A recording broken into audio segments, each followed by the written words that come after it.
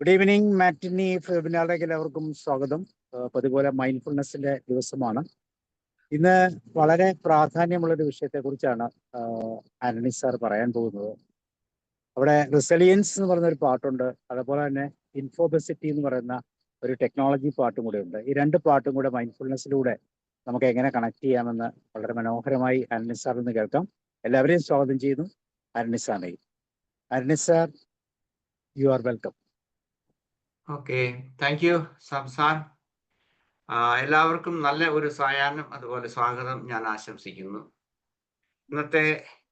ഇന്ന് ഞാൻ സംസാരിക്കാൻ പോകുന്ന വിഷയം റെസീലിയൻസ് അല്ലെങ്കിൽ പ്രശാന്തത എന്നുള്ള വിഷയവും ഇൻ ആൻ ഏജ് ഓഫ് ഇൻഫോബെസിറ്റി എന്ന് പറയും.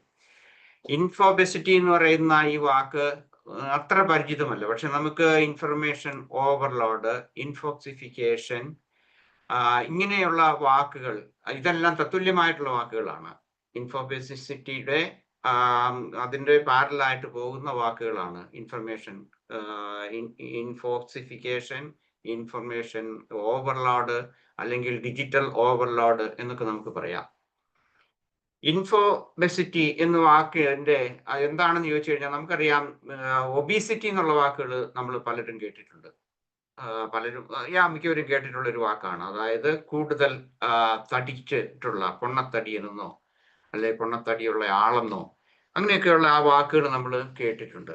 ഇതുപോലെ തന്നെ വളരെയേറെ ഇൻഫർമേഷൻ, വളരെയേറെ അറിവുള്ള ആളെ കുറിച്ച് അങ്ങനെ നമുക്ക് പറയാൻ പറ്റില്ല.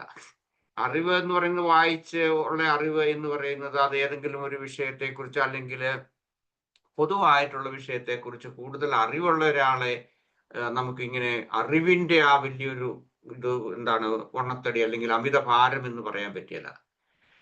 ഈ അമിതഭാരം എപ്പോഴാണ് നമുക്ക് മനസ്സിലാകുന്നത്? ശാരീരികമായിട്ടോ അല്ലെങ്കിൽ നമ്മുടെ ദൈക്ഷണികമായിട്ടോ അല്ലെങ്കിൽ നമ്മളുടെ മസ്തിഷ്കപരമായിട്ട് നമ്മൾ എപ്പോഴാണ് കൂടുതലാകുന്നതെന്ന് ചോദിച്ചു കഴിഞ്ഞാൽ നമുക്ക് പലപ്പോഴും അത് തിരിച്ചറിയാൻ നമുക്കറിയാതെ പോകുന്ന ഒരു സന്ദർഭം വരും. അതായത് നമുക്ക് ഒത്തിരി കാര്യങ്ങൾ അറിയുന്നു, കേൾക്കുന്നു, പക്ഷെ നമ്മൾ അതിന്റെ വസ്തുതയെപ്പറ്റി നമുക്ക് തിരിച്ചറിയാൻ പറ്റുന്നില്ല. പിന്നെ അതൊരു വ്യഗ്രതയായിട്ട് മാറുന്നു അല്ലെങ്കിൽ ഒരു ആസക്തിയായിട്ട് മാറുന്നു.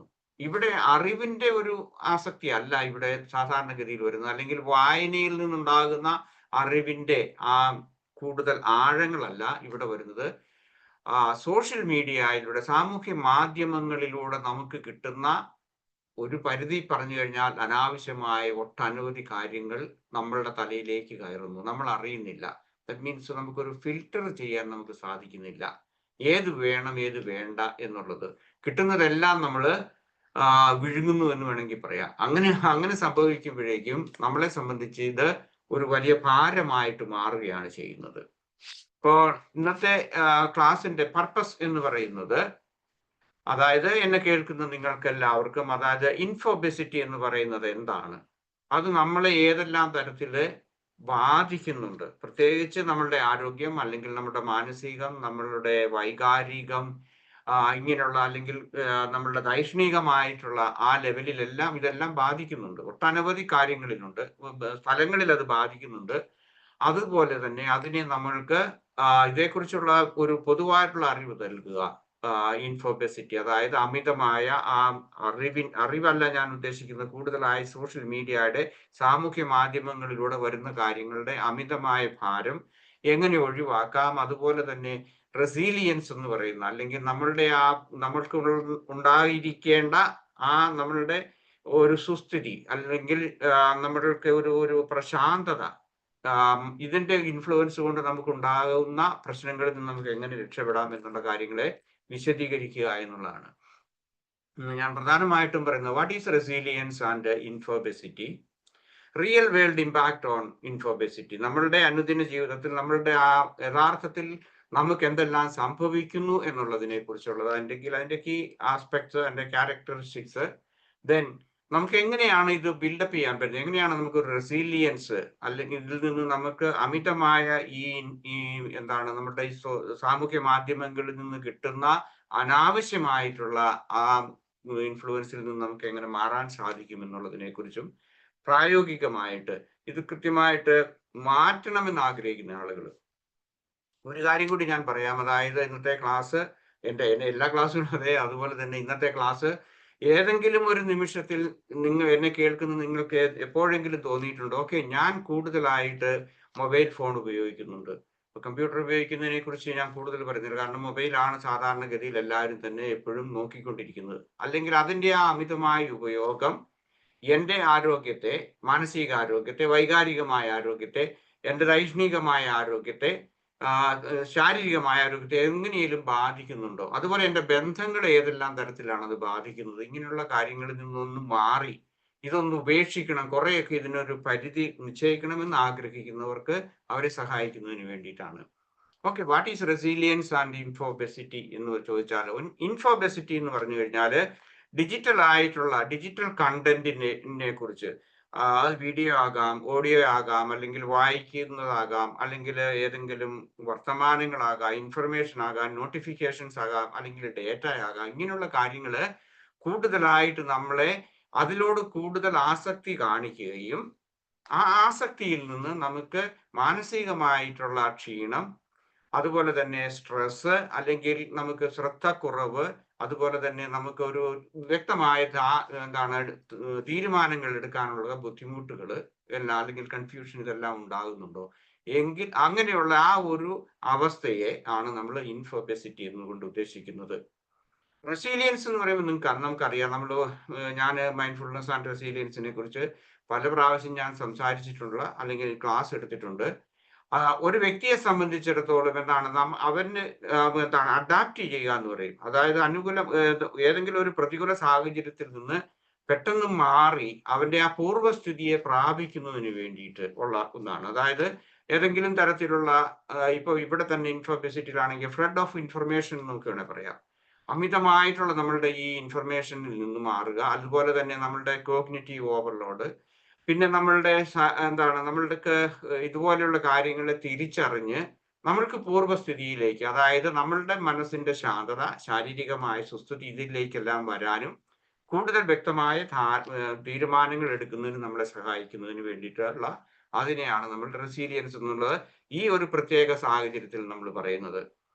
ഒന്നാമത് വൈ റെസീലിയൻസ് ആൻഡ് എഗൻസ്റ്റ് ഇൻഫോബെസിറ്റി എന്നുള്ളത് എന്താണ് അതിന്റെ എന്ന് ചോദിച്ചു കഴിഞ്ഞാൽ, എന്തുകൊണ്ടാണ് ഇത് പ്രാധാന്യമുള്ളതാകുന്നത് ഈ വിഷയം എന്ന് ചോദിച്ചു കഴിഞ്ഞാൽ, ഇവിടെ നിങ്ങൾ ഒന്നാമത്തെ റെഡ്യൂസ് സ്ട്രെസ് ആൻഡ് ആങ്സൈറ്റി.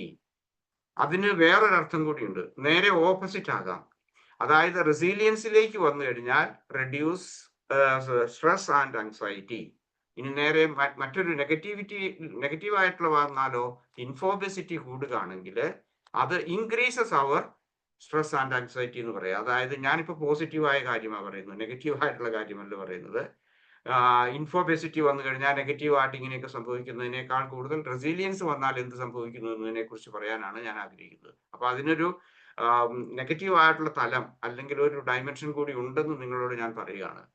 അടുത്തത്, നമ്മൾ റെസീലിയൻസ് ഈ സാഹചര്യത്തിൽ നമ്മൾ പരിശീലിക്കുകയാണെങ്കിൽ നമുക്ക് കൂടുതൽ വ്യക്തമായിട്ടുള്ള ധാരണകളും, അതുപോലെ തന്നെ തീരുമാനങ്ങൾ എടുക്കാനും, അതുപോലെ തന്നെ നമുക്ക് മാനസികമായിട്ടുള്ള ക്ഷീണം അങ്ങനെയുള്ള അതിൽ നിന്ന് നമുക്ക് കുറയാൻ സാധിക്കും. ദെൻ മൂന്നാമത്തത്, നമുക്ക് കൂടുതലായിട്ട് ഏതെങ്കിലും ഒരു കാര്യത്തെക്കുറിച്ച് നമുക്ക് ഫോക്കസ് ചെയ്യാൻ, അറ്റൻഷൻ കൂടുതൽ കൂടുതൽ കാര്യങ്ങളിലേക്ക് ശ്രദ്ധ ചെലുത്താൻ നമുക്ക് സാധിക്കും. അല്ലെങ്കിൽ നമ്മൾ എല്ലാ കാര്യങ്ങളും ഇങ്ങനെ കേൾക്കുന്നു, പലരും ഇത് രാവിലെ എഴുന്നേറ്റ് കഴിയുമ്പോഴത്തേക്കും നമുക്ക് കിട്ടുന്ന കാര്യങ്ങളെല്ലാം നമ്മൾ ഫോർവേഡ് ചെയ്യും.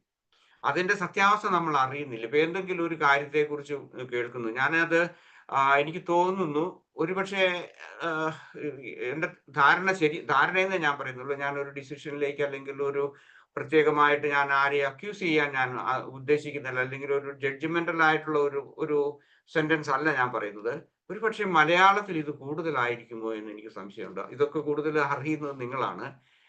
ഇവിടെ എന്ന് പറഞ്ഞു കഴിഞ്ഞാൽ ഇങ്ങനെ ഒത്തിരി സെൻസേഷണൽ ആയിട്ടുള്ള കാര്യങ്ങൾ അറിഞ്ഞു കഴിഞ്ഞാൽ ഉടനെ തന്നെ അവരത് ഫോർവേഡ് ചെയ്യുക, അല്ലെങ്കിൽ 4 പേരോട് വിളിച്ചു പറയുക, അങ്ങനെയൊന്നും ചെയ്യാറില്ല. ഓക്കെ, ദെൻ നാലാമത്തത് പ്രിവെൻസ് ബേൺ ഔട്ട്. ഇതുകൊണ്ട് തന്നെ ബേൺ ഔട്ട് ഉണ്ടാകുന്ന ആളുകളുണ്ട്. അതായത് ഓങ്ങാനിരുന്ന മൂങ്ങായുടെ തലയിൽ തേങ്ങ വീണെന്ന് പറയുന്ന പോലെ ഇരിക്കുക. അതായത് മാനസികമായിട്ടും അതുപോലെയുള്ള ബുദ്ധിമുട്ടുകളും വേദനകളും ഒക്കെ അനുഭവിക്കുന്ന ആളുകൾ ഇതിലേക്ക് കൂടുതൽ ശ്രദ്ധ വരുമ്പോഴേക്കും ഇൻഫോബെസിറ്റി അല്ലെങ്കിൽ ഈ അമിതമായ ഈ ഇൻഫർമേഷന്റെ ആ ഭാരം വരുമ്പോഴേക്കും കൂടുതൽ അതിനെ ത്വരിതപ്പെടുത്തും. നമ്മുടെ ബേൺ ഔട്ടിനെ ത്വരിതപ്പെടുത്തും. ഓക്കെ, ദെൻ അടുത്തത് ബൂസ്റ്റ് പ്രൊഡക്ടിവിറ്റി ആൻഡ് എഫിഷ്യൻസി. കൂടുതലായിട്ട് നമുക്ക് ശ്രദ്ധിക്കാൻ സാധിക്കും. അതുപോലെ തന്നെ നമുക്ക് ക്രിയേറ്റീവായിട്ട് ചിന്തിക്കാൻ നമുക്ക് സാധിക്കും. അതുപോലെ തന്നെ നമ്മുടെ അനുദിന ജീവിതത്തിൽ അല്ലെങ്കിൽ ജോലികളിൽ, നമുക്ക് ജോലി എന്ന് പറഞ്ഞാൽ ഒരുപക്ഷെ ജോലിക്ക് പോകുന്നവരും ഉണ്ടാകും, അല്ലെങ്കിൽ പെൻഷൻ പറ്റിയിട്ടുള്ളവരാണെങ്കിൽ തന്നെ ഞാൻ പറഞ്ഞ അവരുടെ ആ പ്രൊഡക്ടിവിറ്റി അല്ലെങ്കിൽ അനുദിന ജീവിതത്തിൽ കൂടുതൽ കാര്യങ്ങൾ ചെയ്യാൻ പറ്റും. അടുത്തത് റെസീലിയൻസ് ഉള്ള ആളെ സംബന്ധിച്ച് കൂടുതൽ സമയം സേവ് ചെയ്യാൻ പറ്റും. എന്തിനാണ്? നല്ല കാര്യങ്ങൾക്ക് വേണ്ടിയിട്ട്. അല്ലെങ്കിൽ ഇതിന്റെ ഈ പ്രവാഹത്തിൽ പെട്ടുപോകും.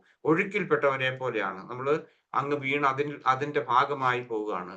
ഏഴാമത്തേത് ഇൻക്രീസസ് ക്വാളിറ്റി ഓഫ് വർക്ക്. നമ്മൾ ചെയ്യുന്ന ജോലികളിൽ, ക്രിയേറ്റീവ് ആയിട്ടുള്ള തിങ്കിങ്ങിൽ അല്ലെങ്കിൽ എന്തെങ്കിലും ചെയ്യുന്ന ജോലികളിൽ നമുക്ക് കൂടുതൽ ക്വാളിറ്റി നമുക്ക് മെയിൻറ്റെയിൻ ചെയ്യാൻ വേണ്ടിയിട്ട് നമുക്ക് റെസീലിയൻസ് ഉണ്ടെങ്കിൽ നമുക്ക് സാധിക്കും. എട്ടാമത്തേത് റെഡ്യൂസസ് മിസ്ഇൻഫർമേഷൻ വൾണറബിലിറ്റി. അതായത് നമ്മൾ ഇങ്ങനെ കേൾക്കുന്നു, അതിന്റെ വാലിഡിറ്റിയെ പറ്റി നമ്മൾ അറിയുന്നില്ല, ഏതെങ്കിലും കിട്ടുന്ന ഇൻഫർമേഷൻ മറ്റുള്ളവരുമായിട്ട് നമ്മൾ ഷെയർ ചെയ്യുന്നു. പിന്നെ ഓരോരുത്തർക്കും വെസ്റ്റഡ് ആയിട്ടുള്ള ഓരോ താല്പര്യങ്ങളുണ്ട്. അത് രാഷ്ട്രീയമാകാം, മതപരമാകാം, ജാതീയമാകാം, സാംസ്കാരികമാകാം. ഇങ്ങനെയുള്ള തലങ്ങളിലെല്ലാം ഒത്തിരി മിസ്ഇൻഫർമേഷൻസ് വരും. അവരവരുടെ താല്പര്യത്തിനനുസരിച്ച് വീഡിയോകൾ, ഓഡിയോ റെക്കോർഡുകൾ അല്ലെങ്കിൽ ബാക്കിയുള്ളതെല്ലാം ഇങ്ങനെ കൊടുത്ത് മറ്റുള്ളവരെ മിസ്ലീഡ് ചെയ്യാൻ സാധിക്കും.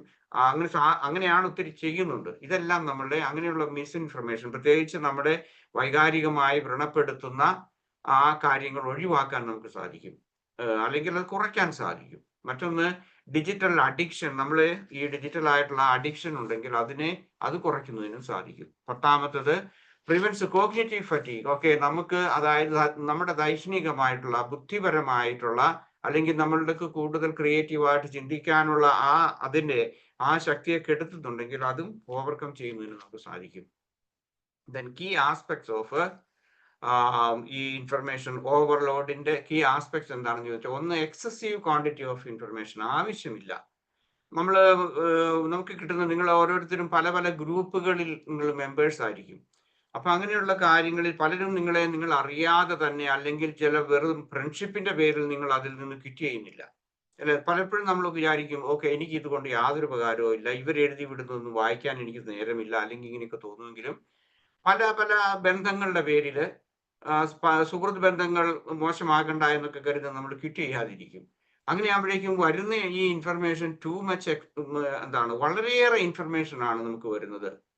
നമുക്ക് അതിന്റെ നെല്ലും പതിരും നമുക്ക് തിരിച്ചറിയാൻ നമുക്ക് സാധിക്കാതെ വരുന്നു. Then lack of quality. ഒന്ന് ക്വാളിറ്റി ഇല്ല, പിന്നെ അതിന്റെ വെറാസിറ്റി, അതിന്റെ സത്യസന്ധമായിട്ടുള്ള ഒന്നായിരിക്കില്ല നമുക്ക് കിട്ടുന്ന ഇൻഫർമേഷൻ. കാരണം നമ്മളൊരു പൊതുവായിട്ടുള്ള ഗ്രൂപ്പിൽ ചേരുന്നു. അത് ചിലപ്പോൾ ഇപ്പൊ സാറിന്റെ തന്നെ ഗ്രൂപ്പിലുണ്ട്, അല്ലെങ്കിൽ ഇപ്പൊ മൈൻഡ്ഫുൾനെസിന്റെ ഗ്രൂപ്പുണ്ട്. ഇങ്ങനെയുള്ള ഓരോ ഗ്രൂപ്പിൽ ചേരുമ്പോൾ അതൊരു പ്രത്യേകമായ കാര്യങ്ങൾ പങ്കുവെക്കുന്നതിന് വേണ്ടിയിട്ടുള്ള ഗ്രൂപ്പാണ്. പലപ്പോഴും നമ്മൾ അതറിയാതെ മറ്റു ഗ്രൂപ്പുകളിൽ പോയി നമ്മൾ അറിഞ്ഞും അറിയാതെയും ചേർന്ന് കഴിഞ്ഞാൽ അവിടെ വരുന്നതിന്റെ സത്യസന്ധമായിട്ടുള്ള അറിവുകളില്ല, അതിനിതുപോലെ ക്വാളിറ്റി ഉണ്ടായിരിക്കില്ല. Then exceeds cognitive limitations. അതായത് ന്യൂറോളജിസ്റ്റുകളുടെ അഭിപ്രായത്തിൽ നമ്മളുടെ ബ്രെയിനിന്, നമ്മളുടെ മസ്തിഷ്കത്തിന് റെസ്റ്റ് ആവശ്യമുണ്ട്. അതുപോലെ തന്നെ കൂടുതൽ ഇൻഫർമേഷൻ ഇങ്ങനെ പ്രൊവൈഡ് ചെയ്താൽ, പ്രത്യേകിച്ച് മിസ്ലീഡിങ് ആയിട്ടുള്ള അല്ലെങ്കിൽ കൺഫ്യൂഷൻ ഉണ്ടാക്കുന്നത് വന്നു കഴിഞ്ഞാൽ ബ്രെയിനിനെ സംബന്ധിച്ച് അത് താങ്ങാൻ സാധിക്കില്ല.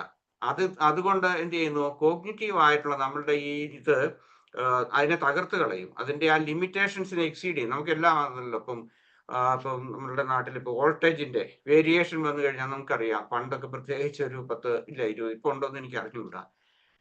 എന്റെയൊക്കെ ചെറുപ്പത്തിൽ എപ്പോഴും ബൾബ് ഫ്യൂസ് ആയി പോകും, അല്ലെങ്കിൽ ഫ്യൂസ് തട്ടിപ്പോകും, ഇങ്ങനെയൊക്കെ പറയുന്ന ആ ഒരു ഇതില്ലേ എന്ന് പറഞ്ഞതുപോലെ തന്നെ കൂടുതലായിട്ട് നമുക്ക് ഈ നമ്മുടെ ബ്രെയിനിനും താങ്ങാനാവാത്ത ഈ ഇൻഫർമേഷൻ കൊടുക്കരുത്. കാരണം അത് റെസ്റ്റ് കൊടുക്കാൻ നമുക്ക് സാധിക്കില്ല. കാരണം എപ്പോഴും ഇങ്ങനെ നമ്മൾ ഈ മൊബൈലിൽ പ്രത്യേകിച്ച് ഇങ്ങനെ നമ്മൾ തെരഞ്ഞുകൊണ്ടിരിക്കുന്നുണ്ട്. Reduced decision making ability. അതായത് സത്യസന്ധമല്ലാത്ത, മിസ്ലീഡ് ചെയ്യുന്ന മിസ്ഇൻഫർമേഷൻ കിട്ടിക്കഴിഞ്ഞാൽ നമ്മൾ അത് വിശ്വസിക്കുന്നു. ഈ വിശ്വാസങ്ങൾ എന്ന് പറയുന്നത് അത് വീണ്ടും ഒരു പുതിയ ന്യൂറൽ പാത്വേസ് ഉണ്ടാക്കുന്നു, അല്ലെങ്കിൽ ഇതാണ് ശരിയെന്ന് നമ്മൾ വളരെ ഇതായിട്ട് നമ്മൾ പറയുകയും ആർഗ്യൂ ചെയ്യുകയൊക്കെ ചെയ്യും. പ്രത്യേകിച്ച് ഞാൻ കാണുന്ന ഒന്നാണ്, അതായത് റിലീജിയസ് ആയിട്ടുള്ള ചില മാറ്റേഴ്സ്. അതുപോലെ തന്നെ മെഡിക്കലിൽ തന്നെ, അല്ലെങ്കിൽ ഡയറ്റ് കീപ്പ് ചെയ്യുന്നതിനെ പറ്റി, ഇങ്ങനെയുള്ള കാര്യങ്ങളിലൊക്കെ ഒത്തിരി അഭിപ്രായങ്ങൾ വരുന്നുണ്ട്. പല ഡോക്ടേഴ്സും പലപ്പോഴും തെറ്റായിട്ടുള്ള ഇൻഫർമേഷൻ കൊടുക്കാറുണ്ട്. ഞാൻ ചിലപ്പോൾ ചിലരോടൊക്കെ ചോദിക്കാറുണ്ട്, എൻ്റെ പരിചയമുള്ള ആരെങ്കിലും ഡോക്ടേഴ്സ്, അപ്പൊ അവർ പറയും അത് കൃത്യമല്ല എന്ന് പറയും. ഇതുപോലെ എല്ലാ കാര്യങ്ങളും നമ്മളെ മിസ്ലീഡ് ചെയ്യാൻ സാധിക്കും. Then addiction to instant updates എന്ന് പറയും. അതായത് നമ്മളെ ഇതിൽ ആസക്തിയിലേക്ക് കൊണ്ടുപോവുകയാണ്. എന്ത് സംഭവിച്ചു, അടുത്തത് എന്ത് സംഭവിച്ചു, പ്രത്യേകിച്ച് യുദ്ധങ്ങള്, കലാപങ്ങള്, സിവിൽ വാറ്, അല്ലെങ്കിൽ നമ്മളുടെ നാച്ചുറൽ ആയിട്ടുള്ള കലാമിറ്റീസ് ഇങ്ങനെയൊക്കെ ഉണ്ടാകുന്ന സമയത്ത് അതൊക്കെ അറിയുന്ന ഒരുപക്ഷെ നമ്മളിപ്പം എന്താണ് ഒരു വെള്ളപ്പൊക്കം ഒക്കെ ഉണ്ടാകുകയാണെങ്കിൽ അതറിയുന്ന, അതിന്റെ ഇൻഫർമേഷൻ അറിയുന്നത് ചിലപ്പോൾ മാറിപ്പോകുന്നതൊക്കെ നല്ലതായിരിക്കും. പക്ഷേ പലപ്പോഴും പല കാര്യങ്ങളിലും നമ്മൾ ഇതിനോട് അഡിക്റ്റഡ് ആകും. എന്താ സംഭവിച്ചെന്നുള്ളത്. ഈവൻ നമ്മളുടെ പണ്ട് കാലത്ത് ഇപ്പൊ എനിക്ക് അറിഞ്ഞുകൂടാ, ക്രിക്കറ്റ് മാച്ചിനെ പറ്റി ഞാൻ ഇത് കഴിഞ്ഞ പ്രാവശ്യത്തെ ഒരു ക്ലാസ്സിൽ ഞാൻ പറഞ്ഞില്ലേ, ഒരു 40 അല്ലെങ്കിൽ 50 വർഷം മുമ്പ് ഇന്ത്യയുടെ എല്ലാ ഓഫീസുകളും തന്നെ അതിന്റെ പ്രവർത്തനം പോലും നിന്ന് പോകുമായിരുന്നു. കാരണം എത്ര റൺസ് അടിച്ചു, ആരാണ് ജയിച്ചത് എന്നൊക്കെ അറിയാൻ വേണ്ടിയിട്ടുള്ള, അല്ലെ ഇന്ത്യ ജയിച്ചോ, ഇംഗ്ലണ്ട് ജയിച്ചോ, ന്യൂസിലാൻഡ് ജയിച്ചോ, ഓസ്ട്രേലിയ ജയിച്ചോ, ഇതൊക്കെ ഇങ്ങനെ അറിഞ്ഞുകൊണ്ടിരിക്കാൻ വേണ്ടി ഇൻസ്റ്റന്റ് അപ്ഡേറ്റ്, അത് ഒരു ആസക്തിയായിട്ട് മാറുന്നു. Loss of focus of present moment. Mindfulness practice ചെയ്യാൻ, അല്ലെങ്കിൽ നമ്മുടെ പ്രസന്റ് മൊമെന്റിൽ വർത്തമാന കാലത്തിൽ നമുക്ക് ജീവിക്കാനോ ശ്രദ്ധിക്കാനോ അറിയാതെ പോകുന്നു. ആൻസൈറ്റി ആൻഡ് സ്ട്രെസ് ഇത് ചെയ്യും. ആവശ്യമില്ലാത്ത ഇൻഫർമേഷൻ നമുക്ക് കിട്ടിക്കഴിഞ്ഞാൽ നമ്മളെ കൂടുതൽ ആൻഷ്യസ് ആക്കുന്നു. അത് എന്താണ് സംഭവിച്ചത് എന്നുള്ളതിനെ കുറിച്ച് കൂടുതൽ അറിയാനും, അതുപോലെ തന്നെ പല കാര്യങ്ങളും നമ്മുടെ അതിനനുസരിച്ച് നമ്മളുടെ മനസ്സ് പോയിക്കൊണ്ടിരിക്കും. അങ്ങനെയല്ല ഞാൻ ആഗ്രഹിക്കുന്ന, അല്ലെങ്കിൽ ഞാൻ സപ്പോർട്ട് ചെയ്യുന്ന ഒരു രാജ്യം, അല്ലെങ്കിൽ ഞാൻ സപ്പോർട്ട് ചെയ്യുന്ന ഒരു വിഭാഗീയത, അല്ലെങ്കിൽ ആ ഒരു വിഭാഗം ജനങ്ങളും അതുപോലുള്ള കാര്യങ്ങള് എല്ലാം അതിനെതിരായിട്ടൊക്കെ എന്തോ സംഭവിച്ചു എന്ന് അനാവശ്യമായ ഇൻഫർമേഷൻ കൊടുത്ത് മനുഷ്യരെ ആൻഷ്യസ് ആക്കുന്നുണ്ട്. Then psychological and emotional impact. ഇതിന്റെ എല്ലാം അവസാന ഫലം എന്ന് പറയുന്നത് സൈക്കോളജിക്കൽ ആൻഡ് ഇമോഷണൽ, നമ്മളെ വൈകാരികമായിട്ടും മാനസികമായിട്ടും നമ്മളെ ഒത്തിരി സ്വാധീനം ചെലുത്തും. Then resilience as the antidote. അതായത് നമുക്ക് റെസീലിയൻസ് പല തലത്തിൽ നമുക്ക് റെസീലിയൻസ് വരും. നമ്മൾ സാധാരണഗതിയിൽ നമ്മളുടെ മാനസികവും വൈകാരികവുമായിട്ടും ശാരീരികവും ഈ 3 തലങ്ങളിലുള്ള റെസീലിയൻസിനെ കുറിച്ചാണ് നമ്മൾ പലപ്പോഴും സംസാരിക്കുന്നതും അറിയുന്നതും. പക്ഷെ അതിനപ്പുറത്ത് പല മേഖലകളിൽ ഈ പ്രശാന്തത എന്ന് പറയുന്നത് നമുക്ക് വീണ്ടെടുക്കാൻ സാധിക്കും. അത് പ്രത്യേകിച്ച് ഈ ഇൻഫോബെസിറ്റിയിൽ നിന്ന് നമുക്ക് മോചനം ലഭിക്കുന്നെങ്കിൽ. ഒന്നാമത്തേത് കോഗ്നിറ്റീവ് റെസീലിയൻസ് എന്ന് പറയും. അതായത് അതിന്റെ ഉപവിഭാഗങ്ങൾ എന്ന് പറഞ്ഞാൽ ഇൻഫർമേഷൻ ഫിൽറ്ററിങ് ആൻഡ് ഡിസൈൻമെന്റ്. നമുക്ക് വിവേകപൂർവ്വം വിവേചനത്തോടുകൂടി കാര്യങ്ങൾ നമ്മൾക്ക് കിട്ടുന്ന ഇതിനെ നമുക്കൊന്ന് വിവേചനത്തോടു കൂടി, അല്ലെങ്കിൽ ഒന്ന് ഫിൽറ്റർ ചെയ്ത് അത് ശരിയാണോ തെറ്റാണോ എന്നുള്ളതിനെ കുറിച്ച്, അല്ലെങ്കിൽ നമുക്ക് അങ്ങനെ ഒരു തീരുമാനത്തിലേക്ക് പോകുന്നതിന് വേണ്ടിയിട്ടുള്ള ഒരു കഴിവ് നമുക്ക് ആവശ്യമുണ്ട്. അത് നമ്മുടെ കോഗ്നിറ്റീവ് റെസീലിയൻസിന്റെ ഒരു ഭാഗമാണ്. അടുത്തത് അറ്റൻഷൻ മാനേജ്മെന്റ് ആൻഡ് ഫോക്കസ്. ഇത് കേട്ടു, അല്ലെങ്കിൽ അതിനെക്കുറിച്ച് ചിന്തിച്ച്, അല്ലെങ്കിൽ അതുമായിട്ട് മറ്റുള്ളവരുമായിട്ട് സംസാരിച്ച്, അല്ലെങ്കിൽ അത് ഫോർവേഡ് ചെയ്ത് ഇങ്ങനെയുള്ളതിനേക്കാൾ കൂടുതൽ നമുക്ക് കൂടുതലായിട്ട് ഓരോ കാര്യങ്ങളിൽ ശ്രദ്ധ ചെലുത്താൻ, അനുദിന ജീവിതത്തിൽ നമുക്ക് ശ്രദ്ധ ചെലുത്തുന്നതിന് കൂടുതലായിട്ട് നമുക്ക് സാധിക്കും. Then prioritisation. നമുക്ക് എന്തൊക്കെ ചെയ്യണം, എന്താണ് എന്നെ സംബന്ധിച്ചിടത്തോളം ഇപ്പോൾ ഈ ദിവസം ചെയ്യാനുള്ള, പലപ്പോഴും ഇതൊക്കെ നമ്മൾ മാറ്റി വെക്കും. എന്താണ് ഇങ്ങനെയുള്ള കാര്യങ്ങളൊക്കെ അറിയുമ്പോഴേക്കും ആവശ്യമായ ഇൻഫർമേഷൻ കിട്ടുന്നതോടുകൂടി നമ്മൾ prioritisation and sense of making, അതായത് നമുക്ക് ഇതെന്തൊക്കെ ചെയ്യണം എന്നുള്ളതിനെ കുറിച്ച് sense of purpose, sense of meaning, ഇതെല്ലാം നമുക്ക് കൂടുതലായിട്ട് കിട്ടും. അതുപോലെ തന്നെ കോഗ്നിറ്റീവ് ഓഫ് ലോഡിംഗ് എന്ന് പറയും.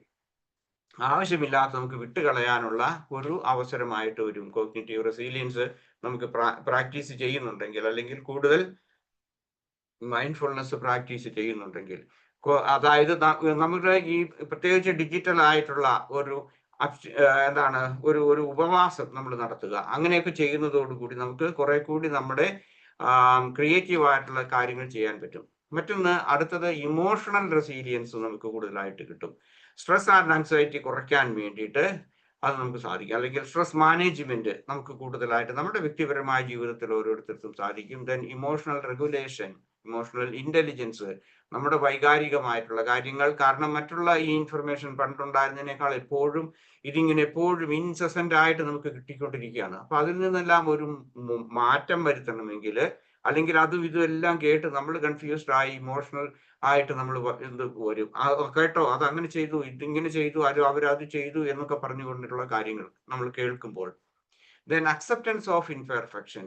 ഇവിടെ ഒരു കാര്യം ഞാൻ ഇമോഷണൽ ആയിട്ടുള്ള കാര്യങ്ങളിൽ റെസീലിയൻസിനകത്ത് വരുമ്പോൾ പലപ്പോഴും നമ്മൾ ഇങ്ങനെ ഈ എന്താണ് വെള്ളത്തിന് മുകളിൽ ഇങ്ങനെ പതഞ്ഞു നീങ്ങുന്ന ഒരു തേങ്ങ പോലെ അല്ലെങ്കിൽ മറ്റേതെങ്കിലും ഒതളങ്ങ എന്നൊക്കെ നമ്മൾ ഞാൻ ചെറുപ്പത്തിൽ കേട്ടിട്ടുണ്ട്. ഇങ്ങനെ വെള്ളത്തിന് മുകളിൽ ഒതളങ്ങ അല്ലെ കയ്യാലപ്പുറത്തെ തേങ്ങ എന്നൊക്കെ പറയുന്നത് നമ്മളിങ്ങനെ ഇരിക്കുകയാണെന്നുണ്ടെങ്കിൽ പലപ്പോഴും നമുക്ക് തന്നെ നമ്മളുടെ ആ ഇൻപെർഫെക്ഷനെ കുറിച്ച് നമ്മളുടേതായിട്ടുള്ള ആ വ്യക്തിപരമായിട്ടുള്ള ഇമോഷണൽ ലെവലിൽ വൈകാരികമായ തലത്തിൽ നമുക്ക് പലപ്പോഴും അക്സെപ്റ്റ് ചെയ്യേണ്ട, അല്ലെങ്കിൽ ഇത് ഞാൻ അങ്ങോട്ടും ഇങ്ങോട്ടും ആടുന്നുണ്ട് എന്ന് പറയുന്ന ആ ഒന്ന് മാറ്റി നമുക്ക് നമ്മുടേതായിട്ടുള്ള ഇൻപെർഫെക്ഷൻസ് വൈകാരിക തലത്തിൽ നമുക്ക് മാറ്റം അക്സെപ്റ്റ് ചെയ്യാൻ, അതുപോലെ തന്നെ നമുക്ക് എന്തെല്ലാം കുറവുണ്ടെന്ന് അത് മനസ്സിലാക്കുന്നതിന് നമുക്ക് ഇമോഷണൽ റെസീലിയൻസ് നമുക്ക് സഹായിക്കും. ദെൻ ബിഹേവിയറൽ റെസീലിയൻസ് എന്ന് പറയും. അടുത്തത് ഒന്ന് ബൗണ്ടറി സെറ്റിംഗ്, നമ്മളും മറ്റുള്ളവരുമായിട്ടുള്ളത്. അതോടൊപ്പം തന്നെ വ്യക്തിബന്ധങ്ങളെക്കാൾ കൂടുതൽ ഡിജിറ്റൽ ഡീടോക്സിങ് അല്ലെങ്കിൽ ഒരു ഹൈജീൻ, അതും നമുക്ക് സാധിക്കുന്നതിന് ഒരു ബൗണ്ടറി. എനിക്ക് ഇത്രേ ആവശ്യമുള്ളൂ, ഞാനിപ്പോൾ ഇതേക്ക് ആവശ്യപ്പെടുന്നുള്ളൂ. ഇപ്പം ഞാൻ കഴിഞ്ഞ ക്ലാസ്സിൽ കഴിഞ്ഞ ആഴ്ചയിൽ ഞാൻ പറഞ്ഞായിരുന്നു, നമ്മൾ രാവിലെ നമ്മൾ എഴുന്നേൽക്കുമ്പോഴേ ഉപയോഗിക്കാതിരിക്കുക, അതുപോലെ തന്നെ ടൈം സെറ്റ് ചെയ്യുക, സ്പേസ് സെറ്റ് ചെയ്യുക, ഇങ്ങനെയൊക്കെയുള്ള കാര്യങ്ങളെ കുറിച്ച് ഞാൻ പറഞ്ഞിരുന്നു. അതുപോലെ തന്നെ ബൗണ്ടറി സെറ്റിംഗ്, ഡിജിറ്റൽ ഡീടോക്സിക്കിന്റെ ആ ബൗണ്ടറി സെറ്റിങ്ങിന് നമുക്ക് ബിഹേവിയറൽ നമ്മുടെ ബന്ധം എന്താണ്, വ്യക്തിബന്ധങ്ങളെക്കാൾ കൂടുതൽ ഇവിടെ ഉദ്ദേശിക്കുന്നത് ഒരു മൊബൈൽ ഫോണോ അല്ലെങ്കിൽ നമ്മളുടെ ഈ ഡിജിറ്റൽ ആയിട്ടുള്ള ഈ ഗാഡ്ജറ്റുകളുമായിട്ടുള്ള ആ ഒരു ബൗണ്ടറി സെറ്റ് ചെയ്യുന്നതിന് വേണ്ടിയിട്ട് നമ്മളെ സഹായിക്കും. ദെൻ അടുത്തത് നമ്മളെ സംബന്ധിച്ച് പ്രോ ആക്റ്റീവ് ഇൻഫർമേഷൻ സീക്കിംഗ്. ആവശ്യമുള്ളത് മാത്രം മതി, അല്ലെങ്കിൽ ഈ കിട്ടുന്ന യൂട്യൂബിലും അവിടെ ഇവിടെയെല്ലാം, ഞാൻ യൂട്യൂബിനെ കുറിച്ച് കുറ്റം പറയുന്നില്ല, ഒത്തിരി നല്ല ഇൻഫർമേഷൻ അവിടെയുണ്ട്, എല്ലായിടത്തും ഉണ്ട്, സോഷ്യൽ മീഡിയയിലും ഉണ്ട്. പക്ഷേ അതുപോലുള്ള പ്രോ ആക്റ്റീവ് ഇൻഫർമേഷൻ സീക്കിങ്ങിന് നമുക്ക് നമ്മുടെ ബിഹേവിയറൽ പ്രത്യേക ഇത് ആവശ്യമുണ്ട്. കാരണം നമുക്ക് ആവശ്യമുള്ളത് അല്ലെങ്കിൽ പോസിറ്റീവ് ആയിട്ടുള്ളത് നമ്മളുടെ വൈകാരിക തലങ്ങളെ അല്ലെങ്കിൽ വ്യക്തിബന്ധങ്ങളെ മനുഷ്യബന്ധങ്ങളെ തട്ടാത്ത രീതിയിലുള്ള പ്രോ ആക്റ്റീവ് ഇൻഫർമേഷൻ സീക്കിങ്ങിന് വേണ്ടിയിട്ട്. ദെൻ സ്ട്രാറ്റജിക് കൺസെപ്ഷൻ ഹാബിറ്റ്സ് നമുക്ക് വേണം. അതായത് നമ്മളുടെ ഈ ഡിജിറ്റൽ ഇൻഫർമേഷൻ അല്ലെങ്കിൽ നമുക്ക് കിട്ടുന്ന ഇൻഫർമേഷനെ കുറിച്ച് അതിനൊരു കൺസെപ്ഷൻ ഹാബിറ്റ്സ് നമുക്ക് ആവശ്യമുണ്ട്. അത് നമ്മുടെ എല്ലാ കാര്യങ്ങളിലും ഉണ്ടെന്ന് നമുക്കറിയാം. ഇപ്പം ഭക്ഷണം കഴിക്കുന്നതിന് അല്ലെങ്കിൽ നമ്മുടെ ഓവറോൾ കൺസെപ്ഷൻ, ഇപ്പൊ ഇലക്ട്രിസിറ്റി കൺസെപ്ഷൻ, നമ്മളത് വളരെ കെയർഫുൾ ആയിട്ടല്ലേ നമ്മൾ പലപ്പോഴും ചെയ്യുന്നത്, കാരണം അതിന്റെ ബില്ല് വരുന്നത് കൊണ്ട്.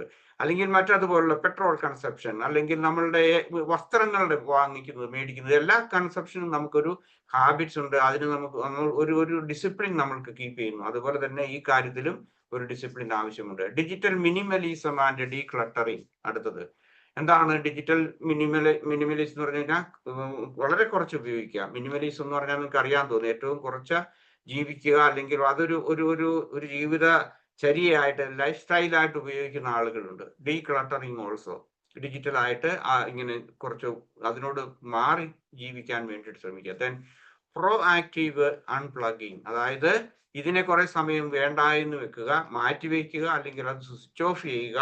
പ്രത്യേകിച്ച് നമുക്ക് നോട്ടിഫിക്കേഷൻസ് നമുക്ക് സ്വിച്ച് ഓഫ് ചെയ്യാൻ പറ്റും. അല്ലെങ്കിൽ നമുക്ക് ഇപ്പോൾ വേറൊന്ന് ചെയ്യാവുന്നത്, നമുക്ക് നമ്മളുടെ മൊബൈൽ ഡേറ്റ, നിങ്ങൾക്ക് മൊബൈൽ ആയിരിക്കും അല്ലെ വൈഫൈ ഡേറ്റ ഉണ്ടെങ്കിൽ അത് കുറെ സമയത്തേക്ക് വേണ്ട എന്ന് വെക്കുക. ഒരുപക്ഷെ ചിലപ്പോൾ ടെലിഫോൺ നമുക്ക് ആവശ്യമുണ്ടായിരിക്കും, കാരണം ആരെങ്കിലും എന്തെങ്കിലും കാര്യത്തിൽ നമ്മളെ വിളിക്കുമെങ്കിൽ ബാക്കിയുള്ള കാര്യങ്ങളൊക്കെ നമുക്ക് കുറെ സമയത്തേക്ക് അൺപ്ലഗ് ചെയ്യാൻ പറ്റും. ദെൻ ഫിസിക്കൽ റെസീലിയൻസ്, അത് ഉദ്ദേശിക്കുന്നത്, അതായത് അഡ്വക്കേറ്റ് സ്ലീപ്പ് ആൻഡ്, ഇത് രാവിലെ എഴുന്നേൽക്കുമ്പോൾ മുതൽ കിടക്കുന്നത് വരെ, അത് ചില സമയത്തൊക്കെ 10, 10:30, 11 മണിയൊക്കെ ആയിട്ട് പോയി കിടക്കുന്നത് നോക്കിയിട്ട് അത് കഴിയുമ്പോൾ പിന്നെ ആളുകൾക്ക് ഉറങ്ങാൻ പറ്റിയില്ല ഉറക്കത്തിന്. കാരണം ഈ ബ്ലൂ ലൈറ്റ് എഫക്റ്റ് അതുപോലെയുള്ള മറ്റു കാര്യങ്ങളൊക്കെ സംഭവിക്കുന്നുണ്ട്, ആളുകൾക്ക് ഉറക്കം കിട്ടിയില്ല. ആ ഉറക്കക്കുറവ് പിറ്റേ ദിവസം രാവിലെ എഴുന്നേൽക്കുമ്പോഴും പ്രശ്നമുണ്ടാകും. പക്ഷെ ഇതൊരു അഡിക്ഷൻ ആയിട്ട് മാറി, ആസക്തിയായിട്ട് മാറി, മനുഷ്യർക്ക് അത് വേണ്ടത്ര ശാരീരികമായിട്ടുള്ള റെസ്റ്റ്, ഉറക്കം കിട്ടുന്നില്ല. ദെൻ ഫിസിക്കൽ ആക്ടിവിറ്റി പോകുന്നു, നമുക്ക് വേണ്ടത്ര ഫിസിക്കൽ ആക്ടിവിറ്റി. ഇപ്പം നമ്മളിപ്പം ഏതെങ്കിലും ന്യൂസ് കണ്ടുകൊണ്ടിരിക്കുക, പലപ്പോഴും എനിക്ക് തോന്നുന്നു, എനിക്ക് വ്യക്തിപരമായിട്ട് എനിക്ക് അറിയില്ലെങ്കിലും ഞാൻ പറഞ്ഞു കേട്ടിട്ടുള്ളെങ്കിൽ അല്ലെങ്കിൽ അതാണ്, അതായത് ഈ പ്രത്യേകിച്ച് റിട്ടയർ ചെയ്ത ആളുകൾ എന്താ ചെയ്യുന്നത്? ആ വൈകുന്നേരം ഒക്കെ പ്രത്യേകിച്ച് വൈകുന്നേരങ്ങളിലൊക്കെ ആണെങ്കിൽ അല്ലെങ്കിൽ ഉച്ചയ്ക്കൊക്കെ ന്യൂസ് കേട്ടുകൊണ്ടിരിക്കും. ന്യൂസ് കേൾക്കുന്നത് നല്ലതാണ്. പക്ഷെ ഇത് ഒരു കാര്യമുണ്ട്, പലപ്പോഴും മലയാളം ന്യൂസുകൾ എന്നൊക്കെ പറയുന്നത് എനിക്ക് തോന്നുന്നു റിപ്പറ്റീഷൻ ആണ്. അത് കേട്ട് കേട്ട് പക്ഷെ നമുക്കൊരു ഹാബിറ്റ് ആയിപ്പോയി, അല്ലെങ്കിൽ അഡിക്ഷൻ ആയിപ്പോയി.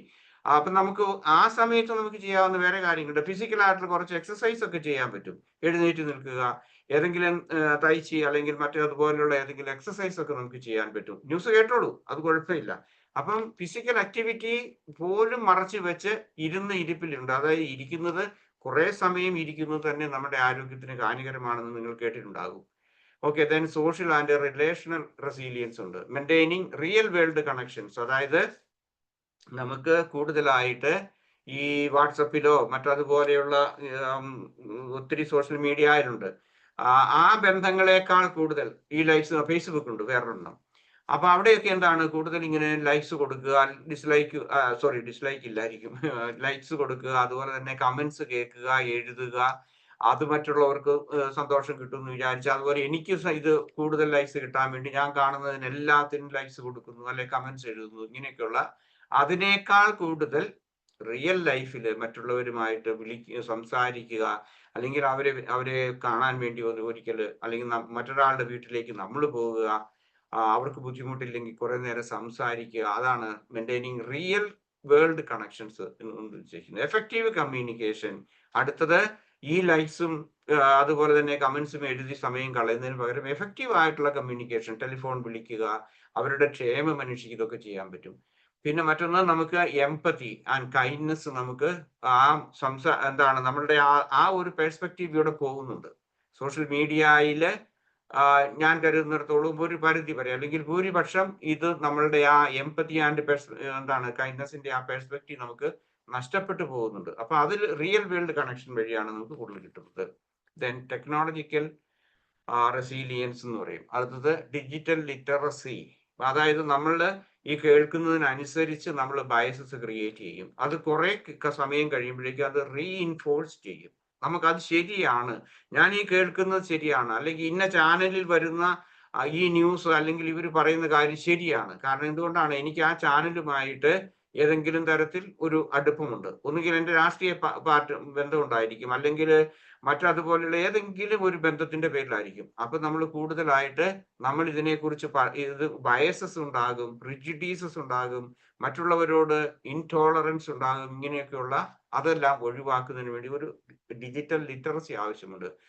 Tool mastery, fact checking efficient, അതായത് നമുക്ക് വേറൊരു കാര്യമുണ്ട്, ഈ കേട്ടത് ശരിയാണോ, പെട്ടെന്ന് ശരിയാണെന്ന് നമ്മൾ കരുതുകയും അത് മറ്റുള്ളവരുമായി പങ്കുവയ്ക്കുന്നതിന് പകരം നമ്മൾ ഫാക്ട് ചെക്കിംഗ് നമ്മൾ നടത്തുന്നത് ശ്രദ്ധിക്കണം.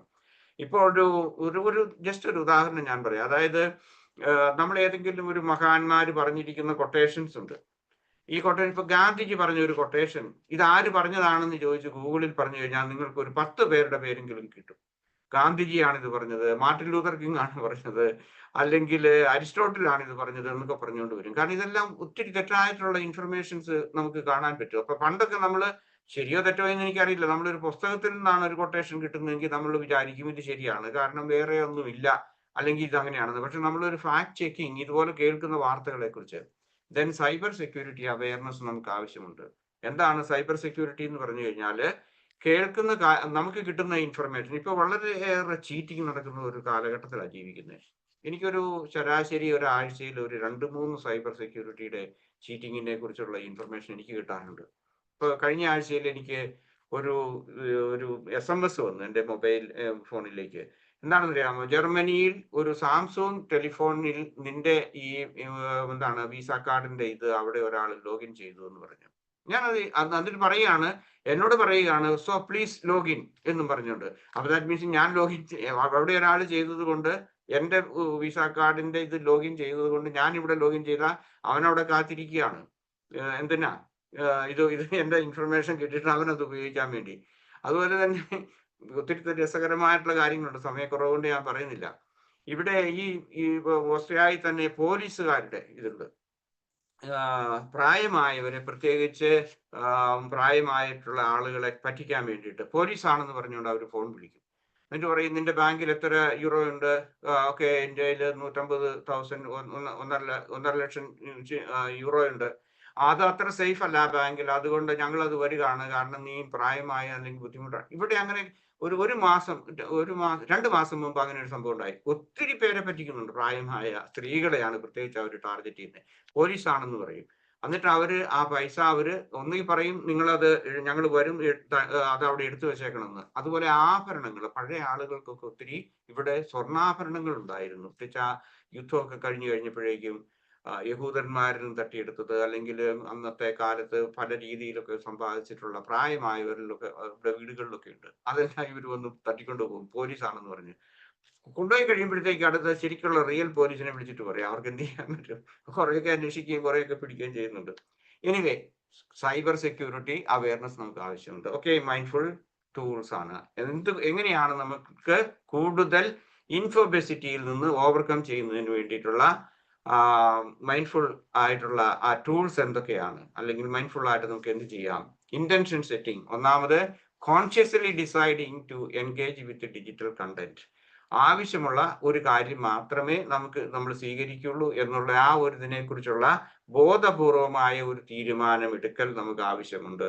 കാണുന്നതും കേൾക്കുന്നതും എല്ലാവരും കാണുന്ന, അല്ലെങ്കിൽ എല്ലാ ഗ്രൂപ്പുകളിലും വരുന്ന എല്ലാ വീഡിയോകളും, അല്ലെങ്കിൽ അവിടെയുള്ള എഴുത്ത്, അവർ തരുന്നത്, അല്ലെങ്കിൽ ഓഡിയോ വീഡിയോ, ഇതെല്ലാം നമ്മൾ ശ്രദ്ധിക്കാൻ പോകരുത്. Reduce സെയിംലെസ് scrolling.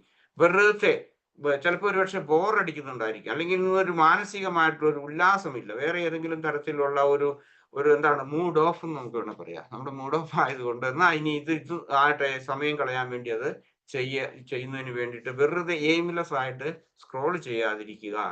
Then align digital habits വിത്ത് പേഴ്സണൽ ഗോൾസ് ആണ്. നമ്മുടെ പേഴ്സണൽ വാല്യൂസ്, അല്ലെങ്കിൽ നമ്മുടെ ഗോൾസ്, നമുക്ക് ചെയ്യാനുള്ള ജോലികൾ, ഇതിലെല്ലാം വേണ്ടിയിട്ട് അതിന് വേണ്ടിയിട്ട് ഉള്ള അതുമായിട്ട് ബന്ധപ്പെട്ടിട്ടുള്ള രീതിയിൽ നമ്മൾ അത് ചെയ്യാൻ വേണ്ടിയിട്ട് നമ്മൾ ഇതിനോട് ഒന്ന് അലൈൻ ചെയ്യാൻ പഠിക്കുക.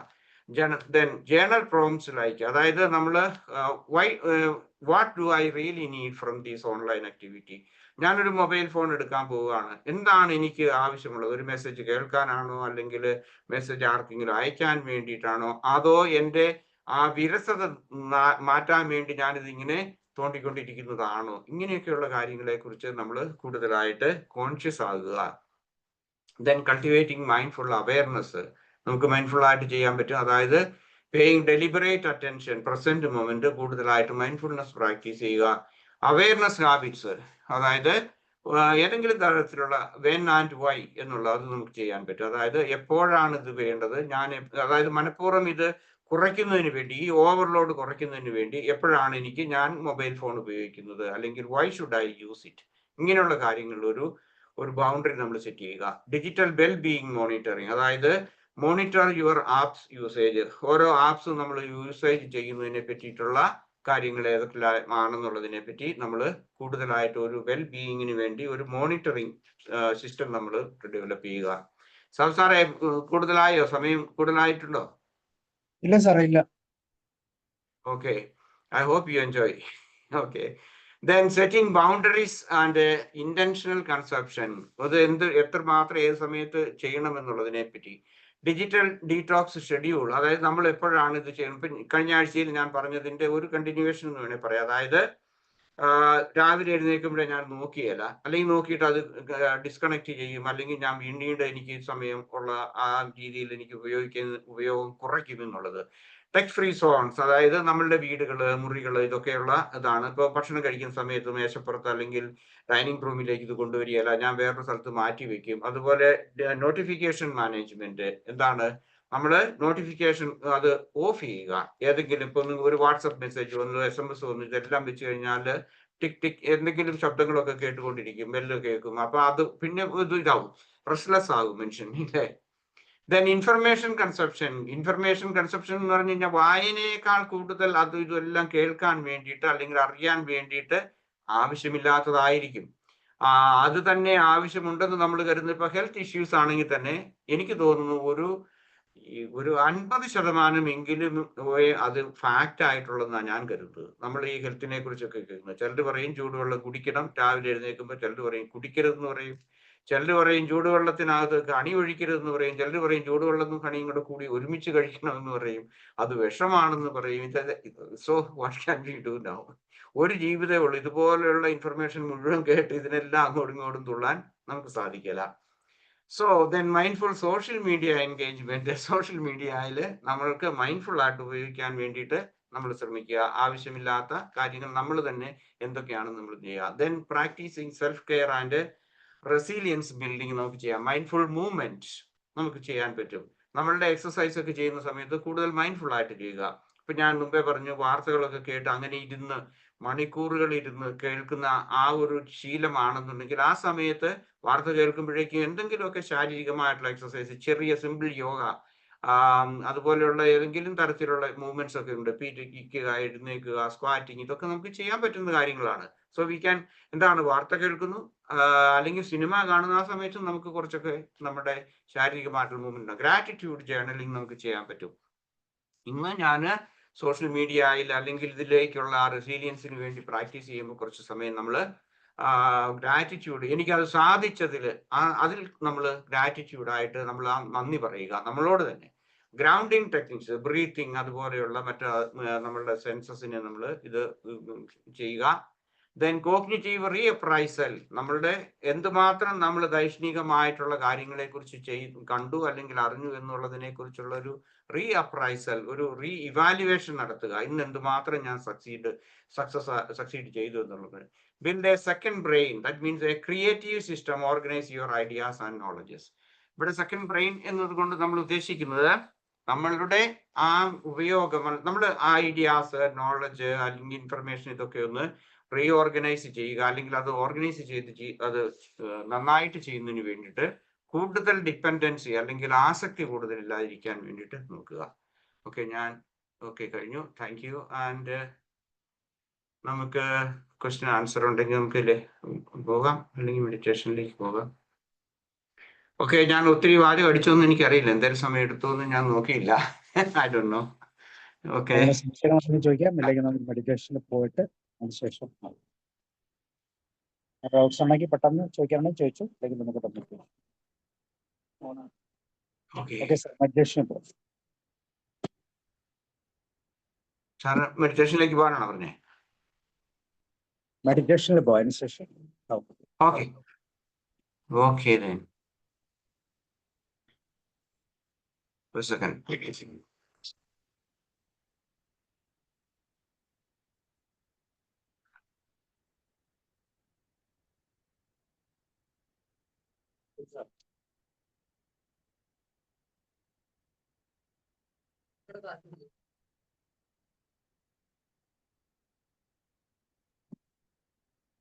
സംസാരം എല്ലാരെയും ഒന്ന് മ്യൂട്ട് ചെയ്യണേ. Okay sir. ഒരു സെക്കൻഡ്, ഞാൻ ഷെയർ ചെയ്തോട്ടൊന്ന്.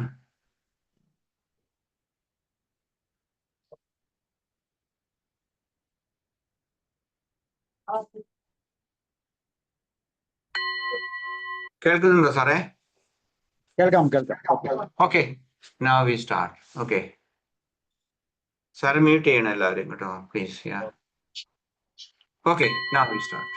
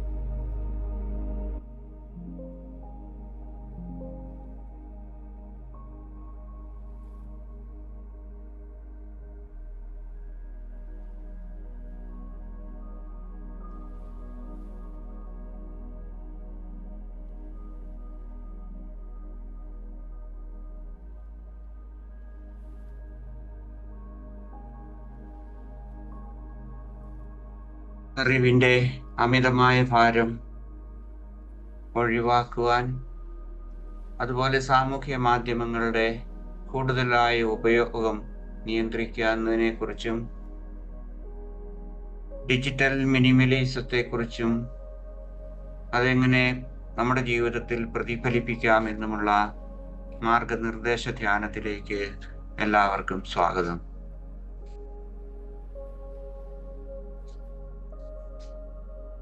ശാന്തമായ ഒരു സ്ഥലത്ത് സുഖകരമായ രീതിയിൽ ഇരിക്കുക. നിങ്ങളുടെ കൈകൾ നിങ്ങളുടെ മടിയിൽ സൗമ്യമായി വിശ്രമിക്കാൻ അനുവദിക്കുക. ധ്യാനത്തിനുള്ള ഒരുക്കങ്ങൾ നിങ്ങൾ പൂർത്തിയാക്കിയെന്ന് കരുതുന്ന നിമിഷത്തിൽ നിങ്ങൾക്ക് നിങ്ങളുടെ കണ്ണുകൾ അടയ്ക്കുവാനുള്ള സ്വാതന്ത്ര്യമുണ്ട്. അഥവാ നിങ്ങൾ കണ്ണ് തുറന്നു വയ്ക്കാനാണ് ആഗ്രഹിക്കുന്നതെങ്കിൽ വളരെ സൗമ്യമായ അല്ലെങ്കിൽ മൃദുവായ ഒരു നോട്ടത്തിലേക്ക് നിങ്ങളുടെ കണ്ണുകളെ തിരിച്ചുവിടുക.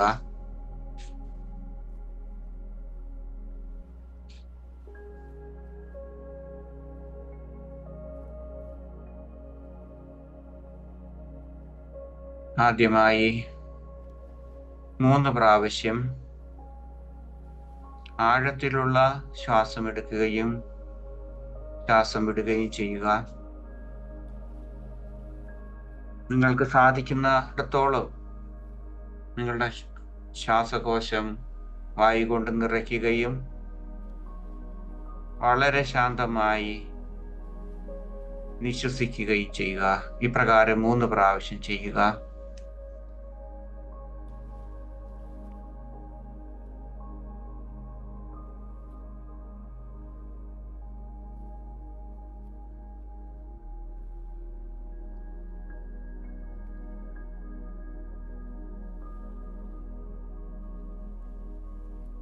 ഇനി നമ്മൾ ശാന്തമായി നമ്മളുടെ സ്വാഭാവികമായ ശ്വാസോച്ഛ്വാസത്തിലേക്ക് മടങ്ങി വരിക.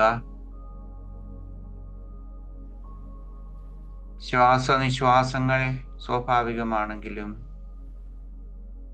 അല്പം ആഴത്തിൽ ശ്വസിക്കുവാൻ ഈ സമയത്ത് നമ്മൾ പരിശീലിക്കുക. ഏകദേശം ഒരു 5 സെക്കൻഡെങ്കിലും 4 അല്ലെങ്കിൽ 5 സെക്കൻഡ് വായു ഉള്ളിലേക്ക് എടുക്കുക.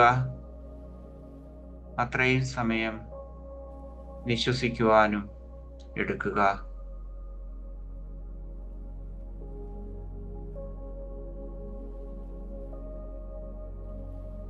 ഇപ്രകാരമുള്ള ഒരു ശ്വാസ നിശ്വാസ താളലയനത്തിലേക്ക് നിങ്ങളുടെ ശരീരത്തെ നയിക്കുക. സൗമ്യമായിരിക്കട്ടെ, ശാന്തമായിരിക്കട്ടെ നിങ്ങളുടെ ഓരോ ശ്വാസനിശ്വാസങ്ങളും.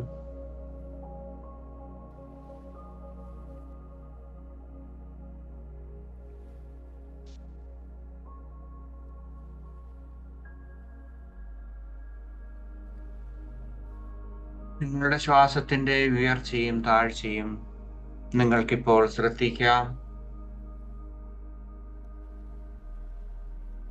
അതല്ലെങ്കിൽ നിങ്ങളുടെ ഉദരത്തിന്റെ അല്ലെങ്കിൽ ശ്വാസകോശത്തിന്റെ ഉയർച്ചയും താഴ്ചയും നിങ്ങൾക്ക് ശ്രദ്ധിക്കാം.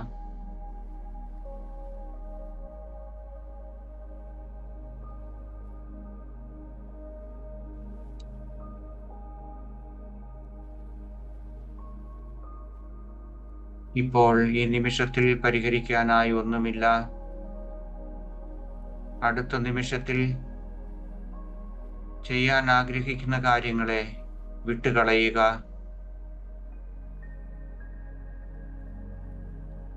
നിങ്ങൾ ഓരോരുത്തരും ഇപ്പോൾ ഇവിടെയുണ്ട്. നിങ്ങളോട് കാണിക്കുന്ന സ്നേഹത്തിന്റെ, കരുണയുടെ, അനുകമ്പയുടെ ആ നിമിഷങ്ങളാണിത്.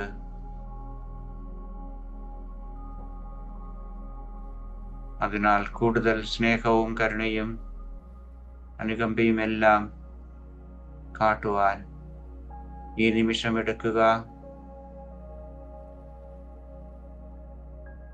ശ്വാസോച്ഛ്വാസത്തിൽ ശ്രദ്ധ ചെലുത്തി ശ്രദ്ധിച്ചുകൊണ്ട് നമുക്ക് നമ്മുടെ ധ്യാനം തുടരാം.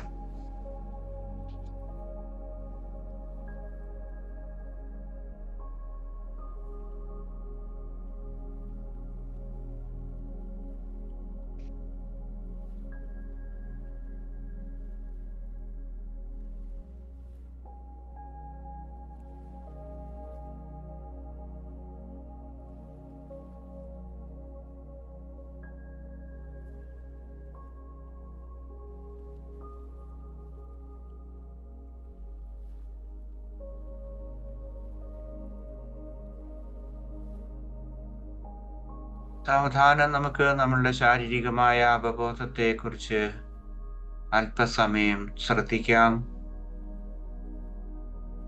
നിങ്ങളുടെ ശരീരത്തെ താങ്ങി നിർത്തുന്ന ആ പ്രതലം അല്ലെങ്കിൽ നിങ്ങളുടെ ശരീരം എവിടെയെല്ലാം സ്പർശിക്കുന്നുവോ ആ പ്രതലങ്ങളെക്കുറിച്ച് അവബോധമുള്ളവരാകുക. നിങ്ങളുടെ പാദങ്ങൾ ഭൂമിയിൽ ഉറച്ചിരിക്കുന്നു.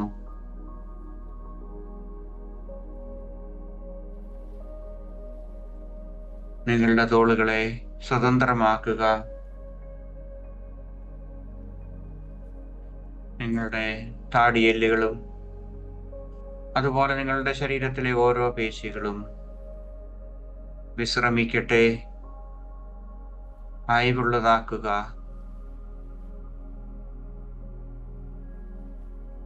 ശരീരത്തിലെ സംവേദനങ്ങളെ ശ്രദ്ധിക്കുക.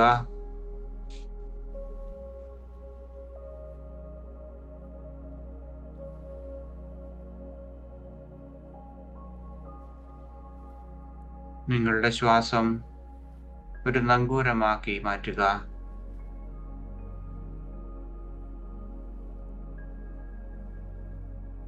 ശാന്തത, സമാധാനം, സൗമ്യത, സൗഖ്യം ഇതെല്ലാം നമ്മുടെ ഓരോ ശ്വാസോച്ഛ്വാസത്തിലൂടെയും നമുക്ക് നേടിയെടുക്കാം.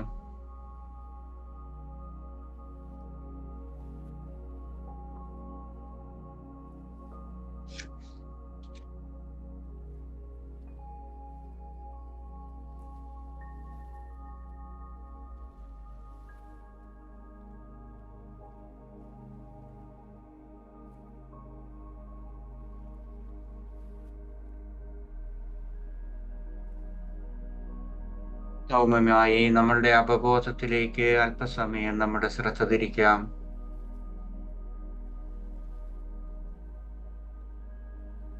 നിങ്ങൾ എല്ലാ ദിവസവും തുറന്നു കാട്ടുന്ന വിവരങ്ങളുടെ നിരന്തരമായ പ്രവാഹം,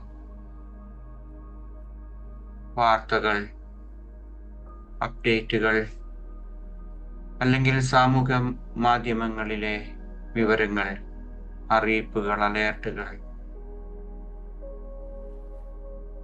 ഇതേക്കുറിച്ച് എന്തെങ്കിലും ചിന്ത നിങ്ങളുടെ മനസ്സിൽ ഇപ്പോൾ കടന്നു വരുന്നുണ്ടോ? സൗമ്യമായി ശ്രദ്ധിക്കുക.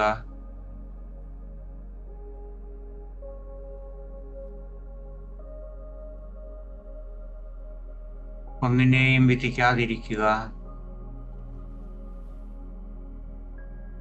പ്രതികരിക്കാതിരിക്കുവാനും പ്രത്യേകം ശ്രദ്ധിക്കണം.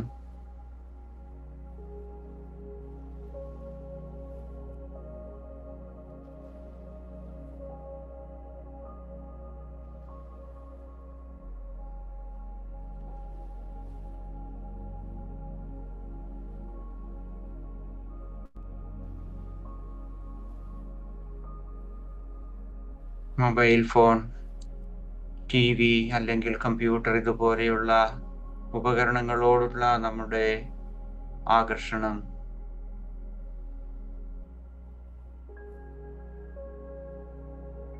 അവ നൽകുന്ന ശബ്ദങ്ങൾ ഇവയെല്ലാം നമ്മളുടെ മനസ്സിനെ മതിക്കുന്നെങ്കിൽ അവയെ വീക്ഷിക്കുക.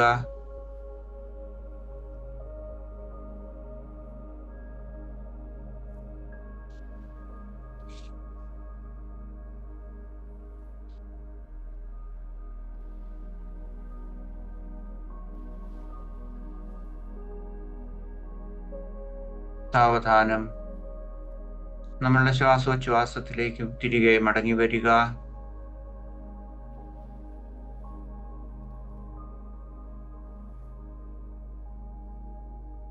നമ്മളുടെ ശരീരത്തിലെയും മനസ്സിലെയും സംവേദനങ്ങളെ നിരീക്ഷിക്കുക.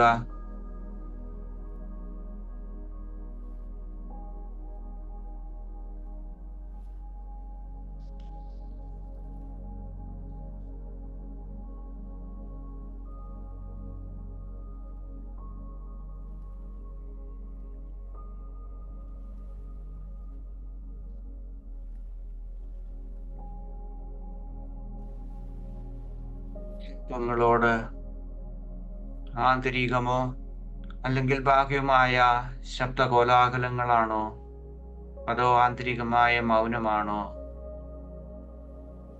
നിങ്ങൾ കൂടുതൽ ഇഷ്ടപ്പെടുന്നത്?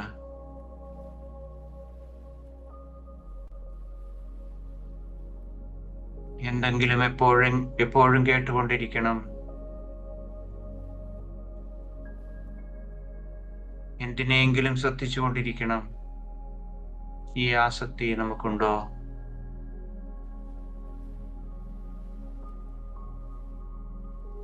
നിങ്ങൾക്ക് അങ്ങനെ അനുഭവപ്പെടുന്ന നിമിഷങ്ങളുണ്ടെങ്കിൽ ആ ഉപഭോഗത്തിന്റെ വില എന്താണ്?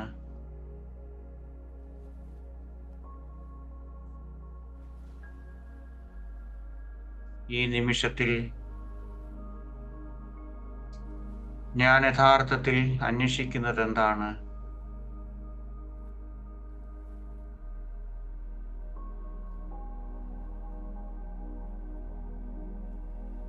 ധ്യാനം കഴിഞ്ഞാൽ ഉടൻ തന്നെ മൊബൈലിലേക്ക് നോക്കാനുള്ള ആ ഒരു പ്രവണത നിങ്ങൾക്കുണ്ടോ? ആരോടെങ്കിലും സംസാരിക്കാൻ അല്ലെങ്കിൽ എന്തിനെങ്കിലും ഉത്തരം കൊടുക്കാൻ ഉള്ള ഒരു വ്യഗ്രത നിങ്ങളുടെ മനസ്സിലുണ്ടോ?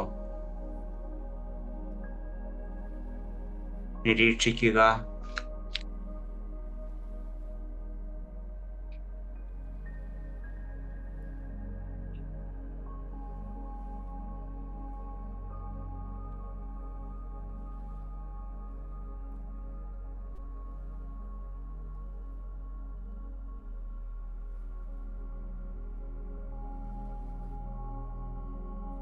സൗമ്യമായി ശ്വാസോച്ഛ്വാസത്തിലേക്ക് വീണ്ടും മടങ്ങി വരിക.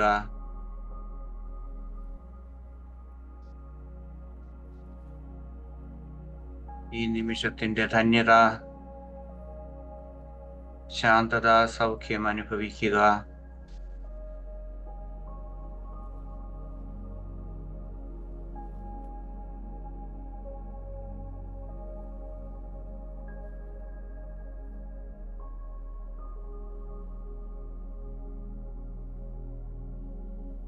അടുത്തതായി നമുക്ക് ചുറ്റുമുള്ള ശബ്ദങ്ങളെ നമുക്ക് ശ്രദ്ധിക്കുക.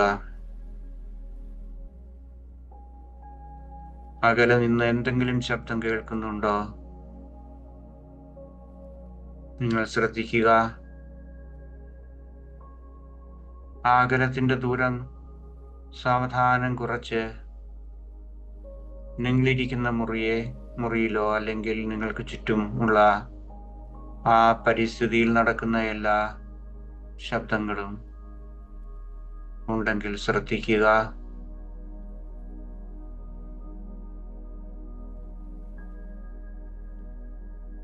സാവധാനം നിങ്ങളുടെ ഉള്ളിലേക്ക് തന്നെ നിങ്ങളുടെ ശ്രദ്ധ തിരിക്കുക.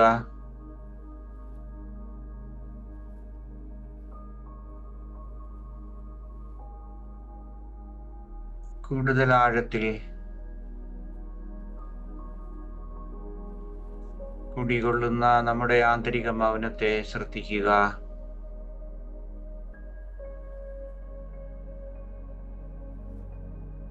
ഒന്നും സൃഷ്ടിക്കാതെ, ഒന്നും കൂട്ടിച്ചേർക്കാതെ, ഒന്നിനോടും ആസക്തിയില്ലാതെ നമ്മുടെ ഉള്ളിലെ ആ മൗനം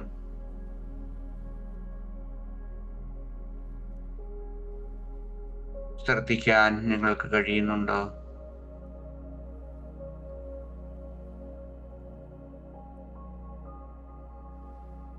കൂടുതൽ ആഴത്തിലേക്ക് ഇറങ്ങിപ്പോകുവാൻ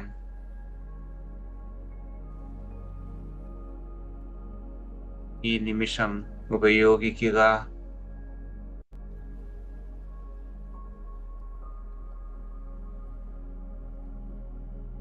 നിങ്ങളുടെ മനസ്സിപ്പോൾ ശാന്തമാണോ?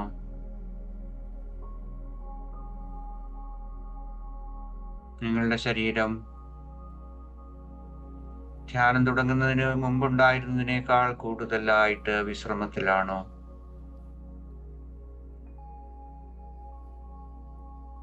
ശ്രദ്ധിക്കുക.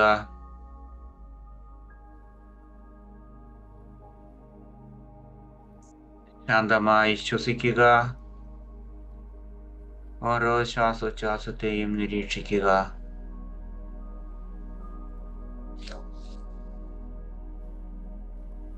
നമുക്ക് നമ്മുടെ ധ്യാനം തുടരാം.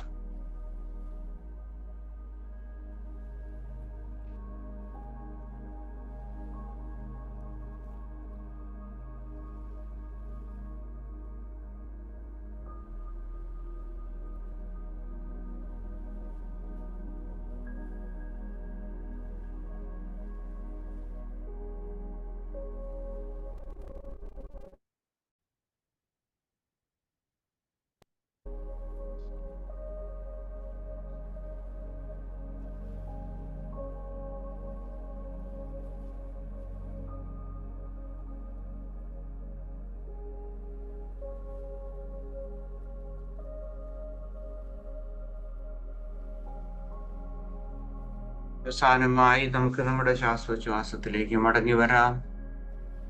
പൂർണ്ണമായ ശാരീരിക അവബോധം വീണ്ടെടുക്കുക. നിങ്ങളിരിക്കുന്ന മുറിയെക്കുറിച്ചും അതിൻ്റെ ചുറ്റുപാടുകളെക്കുറിച്ചുമുള്ള അവബോധം വീണ്ടെടുക്കുക.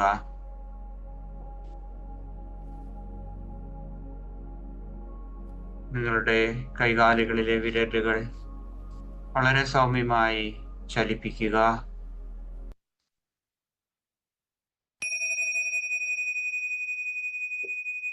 ധ്യാനം അവസാനിച്ചു.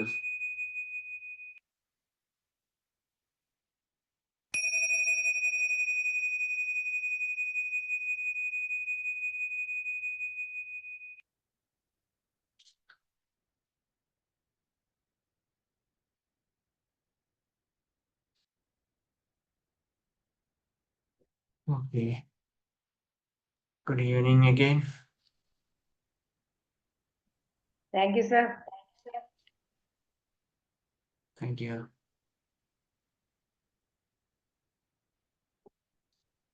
Thank you sir. Thank U. എന്തെങ്കിലും സംശയങ്ങളോ ആഡ് ചെയ്യാനൊക്കെ ഉണ്ടെങ്കിൽ അന്വേഷണം. Antony G, good evening. Good evening. നല്ല ആയിരുന്നു. Very good. പിന്നെ ഇന്നത്തെ ക്ലാസ് നല്ലതായിരുന്നു. അതിലെനിക്ക് ഒരു ഇത് പറയാനില്ല എന്ന് വെച്ചാൽ എനിക്കറിയുന്ന ഒരുപാട് എൻ്റെ ഫ്രണ്ട്സ് ആയാലും എനിക്കറിയുന്ന ഒരുപാട് പേർക്ക് ഇപ്പം എല്ലാവർക്കും ഈ മെൻ്റൽ ഇൽനെസ് അത് ഫുൾ സ്വിങ്ങിലായിട്ടല്ലെങ്കിലും ഈ സ്ട്രെസ്സ്, ആങ്സൈറ്റി അല്ലെങ്കിൽ അങ്ങനത്തെ ഒരുപാട് കാര്യങ്ങൾ എല്ലാ ദിവസവും എന്ന് പറയുന്ന മാതിരി ജോലിയിലും വീട്ടിലും എല്ലാം അനുഭവിക്കുന്നവരുണ്ട്.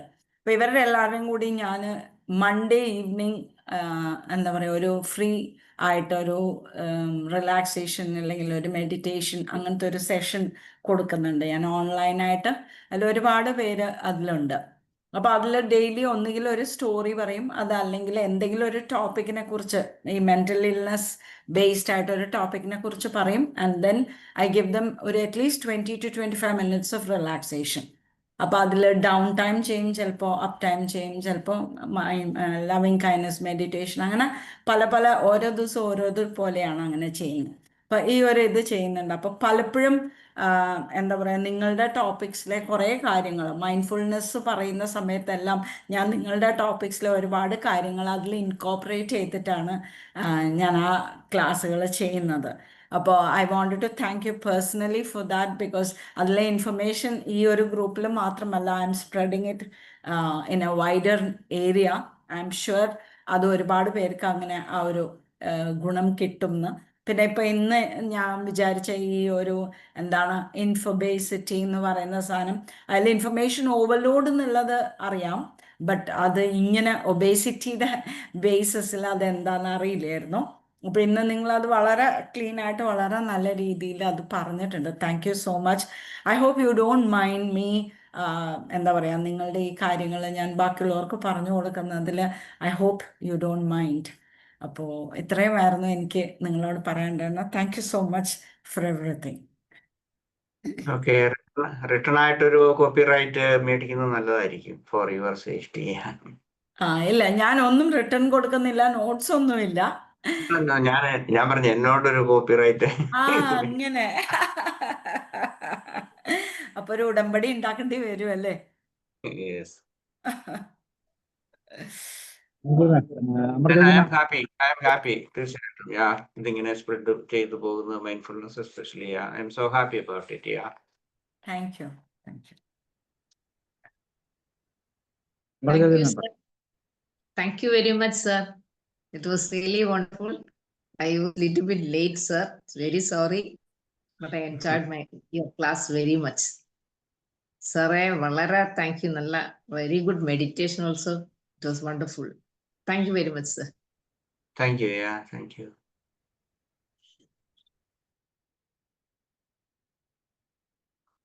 And Roy sir.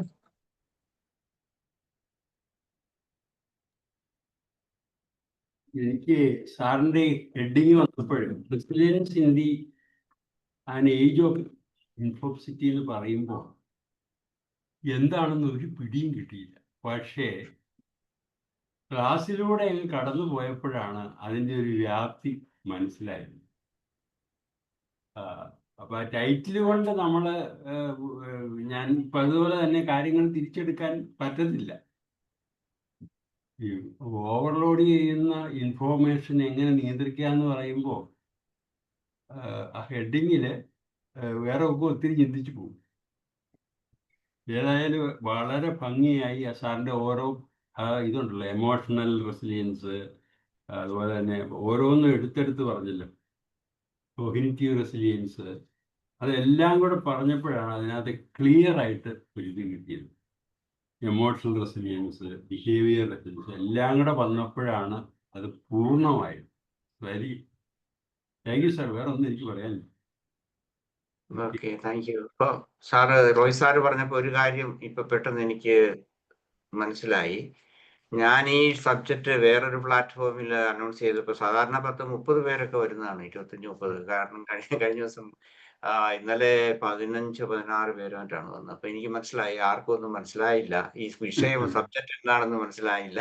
അതുകൊണ്ടായിരുന്നു ഒത്തിരി പേര് വരാതിരുന്നത്. കാരണം ഇത് എന്താണെന്നുള്ളത് അറിയാൻ മേലാത്തത് കൊണ്ട്. ഓക്കെ, ഇനിയിപ്പോ കൂടുതൽ ജനകീയമാക്കാം നമ്മുടെ ഈ സബ്ജക്റ്റ്. ഇല്ലേ സാബു സാറേ? കുറെ കൂടി ആവശ്യമില്ലാത്തത് കളയാൻ വേണ്ടി ആ ടോപ്പിക്കും കളഞ്ഞു. ഉഷമം ഫ്രീ ആണോ? തിരക്കില. ഓക്കെ, ശീലം. ഉഷമം തിരക്കിലാണോ? അല്ല, ഫ്രീ ആണ് സർ, ഫ്രീ ആണ്. ഓക്കെ, അത് ശീലമാമിനെ കൂടെ ചോദിപ്പിച്ചോണേ. ഞാനൊന്ന് എന്റെ ചാർജ് തീർന്നു. ഓക്കെ സർ, തീർച്ചയായിട്ടും. ഓക്കെ സർ, ജോയിൻ ചെയ്യാം. Thank you. എല്ലാവർക്കും നമസ്കാരം. ഇന്ന് പതിവ് പോലെ തന്നെ വളരെ മനോഹരമായിട്ടുള്ള ഒരു ടോപ്പിക്കുമായിട്ടാണ് ആന്റണി സാർ നമ്മുടെ മുൻപിൽ എത്തിയത്. അതുപോലെ തന്നെ ആ ടോപ്പിക്കിനോടനുബന്ധിച്ച് തന്നെ വളരെ പ്രശാന്തത, അത്ര മനോഹരമായിട്ടുള്ള ഒരു വാക്ക് നമ്മുടെ ലൈഫിൽ ഇല്ലാന്ന് തന്നെ പറയാം.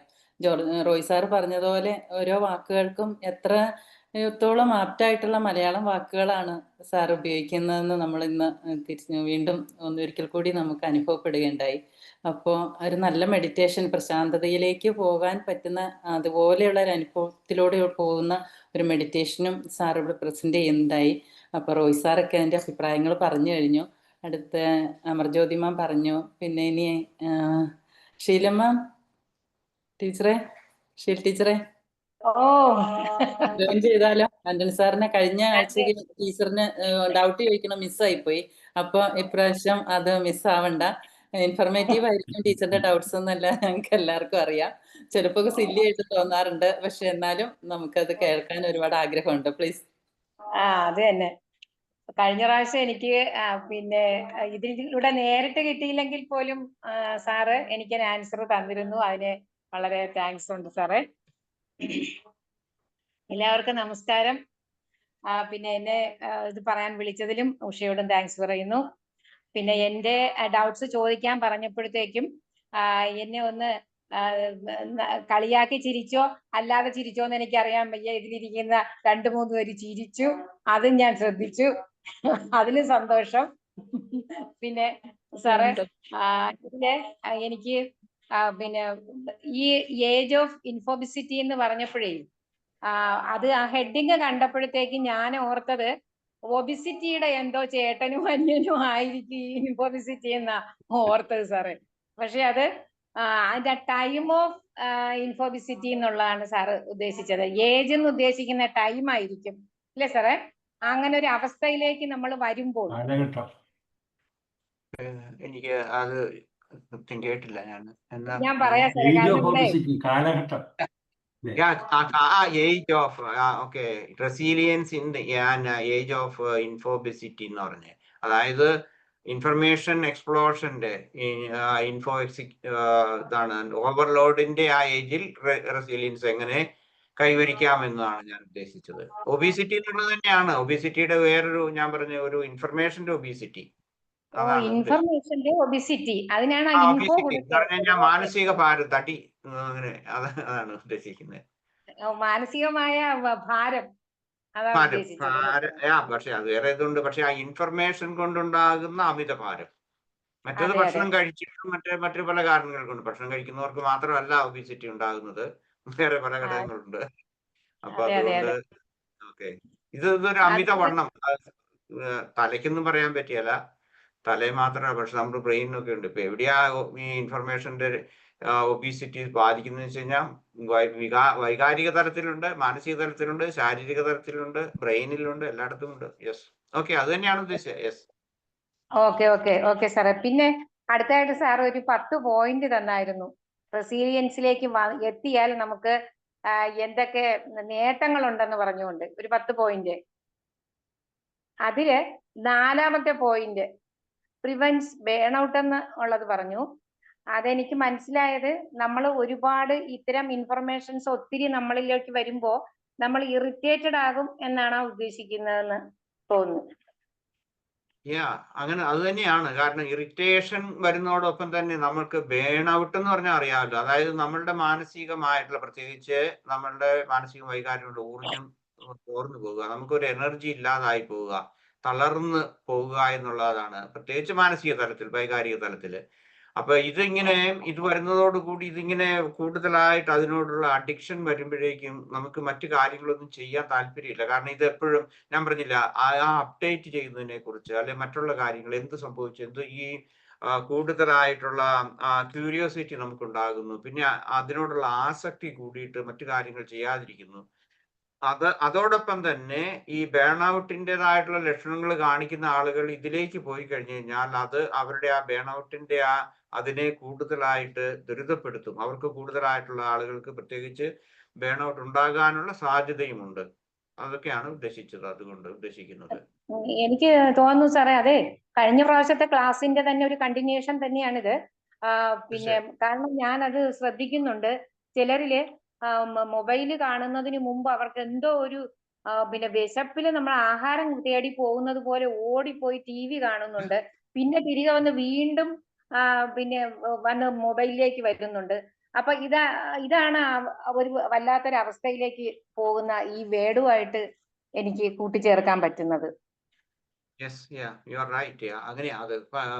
പ്രത്യേകിച്ച് ഈ മദ്യപിക്കുന്ന ആളുകള്, ഞാൻ പലരെയും കണ്ടിട്ടുണ്ട്. അതായത് വൈകിട്ടൊക്കെ മദ്യപിച്ചിട്ട് ഇങ്ങനെ കിടക്കുന്ന ആളുകൾ രാവിലെ എഴുന്നേൽക്കുമ്പോഴേക്കും അവരുടെ കാലുകളല്ലേ, കൈയൊക്കെ ഇങ്ങനെ വിറയ്ക്കും, അസ്വസ്ഥരാകും. കാരണം വേറെ ഒന്നുകൂടെ ചെന്ന് കഴിഞ്ഞാല് അത് ശരിയാണ്. ഞാൻ കണ്ടിട്ടുണ്ട് അങ്ങനെയുള്ള ആൾക്കാരെ.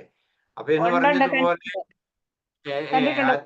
ഇതിനോടൊരു ആഹാരത്തോടുള്ള അത്യാർത്തി പോലെ ഇതിനോട് തന്നെ സോഷ്യൽ മീഡിയയോട് അല്ലെങ്കിൽ ഇതിനോടുള്ള ആ ആർത്തി കൂടിയിട്ട് നമ്മൾ അസ്വസ്ഥരാകുകയാണ്. എന്താ സംഭവിച്ചത്, എങ്ങനെയാണെന്നുള്ളത്. ഇപ്പൊ അതിന്റെ ഒരു ഉദാഹരണം ഞാൻ പറഞ്ഞാല് ഓരോ കാര്യങ്ങളും നടക്കുന്നതിനെ കുറിച്ച് ആകാം. അല്ലെങ്കിൽ മറ്റൊന്നുള്ളത് ഞാൻ കണ്ടിട്ടുള്ള എൻ്റെ ലൈഫിൽ ഞാൻ കണ്ടിട്ടുള്ള ആൾക്കാരുണ്ട്. അതായത് ഈ സീരിയൽ കാണുന്ന ആളുകള് പ്രത്യേകിച്ച് അത് അവർക്ക് ഒരു ദിവസം അത് കാണാൻ പറ്റിയില്ലെങ്കിൽ അവർ അസ്വസ്ഥരാകുകയാണ്. എന്താണ് അവിടെ സംഭവിച്ചത്? ഓരോ കഥയിലും സംഭവിച്ചത് എന്താണ്? അമ്മായിമ്മ മരുമകളോട് എന്ത് ചെയ്തു? അല്ലെങ്കിൽ അത് എന്താണ് സംഭവിച്ചത്? അല്ലെങ്കിൽ ഇതുപോലെയുള്ള കാര്യങ്ങളെ കുറിച്ച് ഞാൻ ഡീറ്റെയിൽസ് പറയുന്നില്ല. അവര് അസ്വസ്ഥരാകുകയാണ്. നിങ്ങൾ കണ്ടിട്ടുണ്ടായിരിക്കും. ഞാൻ കണ്ടിട്ടുണ്ട്. ഈ വിദേശ രാജ്യത്ത് വരെ ഞാൻ കണ്ടിട്ടുണ്ട് ഇതുപോലെയുള്ള ആളുകൾ അസ്വസ്ഥരാകുന്നു. അല്ലെങ്കിൽ എവിടെയെങ്കിലുമൊക്കെ പോയിട്ട് വന്നു കഴിഞ്ഞാൽ പെട്ടെന്ന് ഓടി വന്ന് അവരത് കാണുന്നു. അങ്ങനെ അത് എന്നിട്ട് ലേറ്റ് ആയിട്ട് കണ്ടിട്ട് കിടക്കുന്ന ആൾക്കാരെ പറ്റി എനിക്കറിയാവുന്നവരുണ്ട്. അപ്പൊ ഇതൊരു അസ്വസ്ഥതയാണ് അവരിൽ ക്രിയേറ്റ് ചെയ്യുന്നത്. അത് പിന്നെ നെഗറ്റീവ് ആകും അവരുടെ സ്വഭാവത്തില്, പെരുമാറ്റത്തില്, അങ്ങനെയൊക്കെ വരും. stubborn ആകും അവരുടെ ലൈഫ്. കാരണം ഇതെല്ലാം ഇങ്ങനെ കാണുന്നത് കൊണ്ടും മറ്റു പല കാര്യങ്ങളും. Okay, please. അത് എനിക്ക് മനസ്സിലാക്കി പറ്റിയിട്ടുണ്ട് സാറേ. ഞാൻ പാലക്കാട് താമസിച്ചിരുന്നപ്പോ അവിടെ ഒരു അമ്മ ഉണ്ടായിരുന്നു.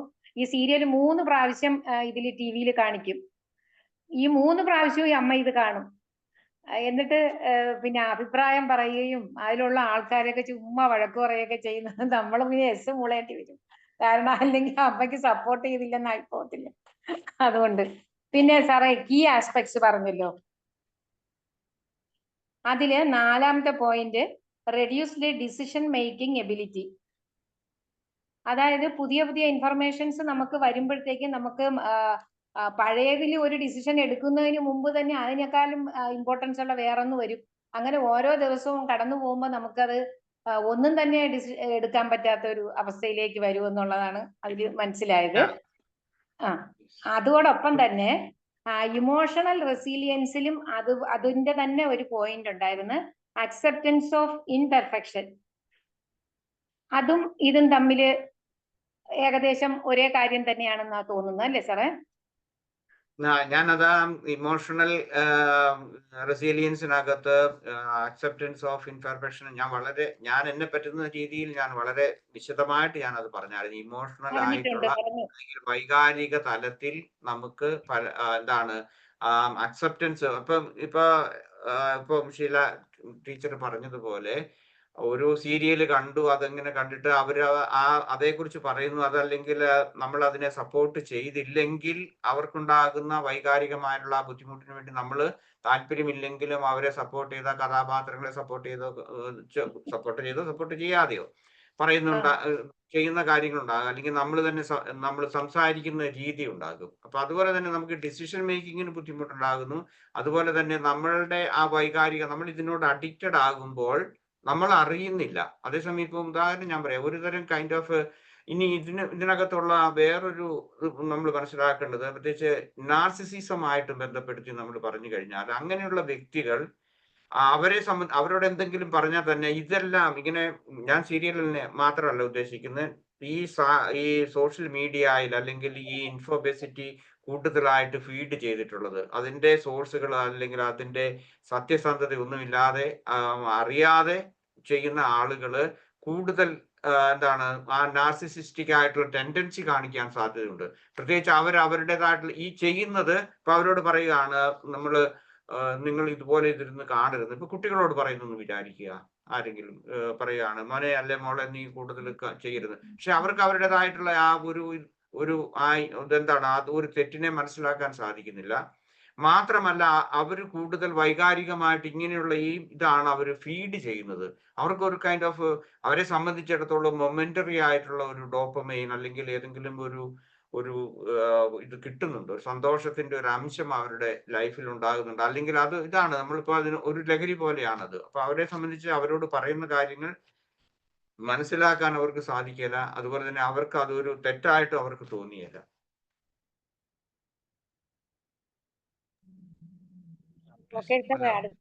ഒരു ഫോൺ കോൾ വന്നതുകൊണ്ട് ഡിസ്റ്റർബൻസ് ആണ്. ഞാൻ പറയുന്ന കേൾക്കുന്നുണ്ടോ സാറ്? കേൾക്കുന്നുണ്ട്, ഞാൻ കേൾക്കുന്നുണ്ട്. ഓക്കെ. സാറേ, ഈ നാർസിസ്റ്റിക് പേഴ്സണാലിറ്റി ഉള്ളവരെ കൂടുതൽ ഒരുപാട് നേരം മൊബൈൽ കാണുന്ന ഒരു ഇതാണ് കാണുന്നത് സാറേ. ഇപ്പോ അവര് രാത്രിയൊക്കെ ത്രൂ ഔട്ട് ഇത് കാണുന്നുണ്ട്. എനിക്കൊരു ഒരു വീട്ടിൽ നിന്ന് ഒരു ഇൻഫർമേഷൻ തന്നതാ അത്. കാരണം അങ്ങനത്തെ ഒരു പേഴ്സണാലിറ്റി ആണെന്ന് പിന്നെ പറഞ്ഞതിൽ നിന്ന് നമുക്ക് മനസ്സിലായി അങ്ങനത്തെ ഒരു പേഷ്യന്റ് ആണെന്ന്. പേഷ്യന്റ് അല്ല, അങ്ങനെ ഒരു സൈക്കോളജിക്കൽ ചേഞ്ച് ആണ് അയാൾക്ക് ഉണ്ടായിരിക്കുന്നതെന്ന് അറിയാൻ കഴിഞ്ഞു. അപ്പൊ അയാളുടെ വൈഫാണ് പറഞ്ഞത്, വെളുക്കുന്നത് വരെയും ഈ മൊബൈലിലാണ് കക്ഷി. ഒരു 4-5 മണിയാവുമ്പോഴാണ് പുള്ളി ഉറങ്ങുന്നത്. അപ്പോ സാറ് പറഞ്ഞതുമായിട്ട് ഇത് വളരെ സാറ് തന്നെ ഇൻഫർമേഷൻ അത് ഓക്കെയാണ്.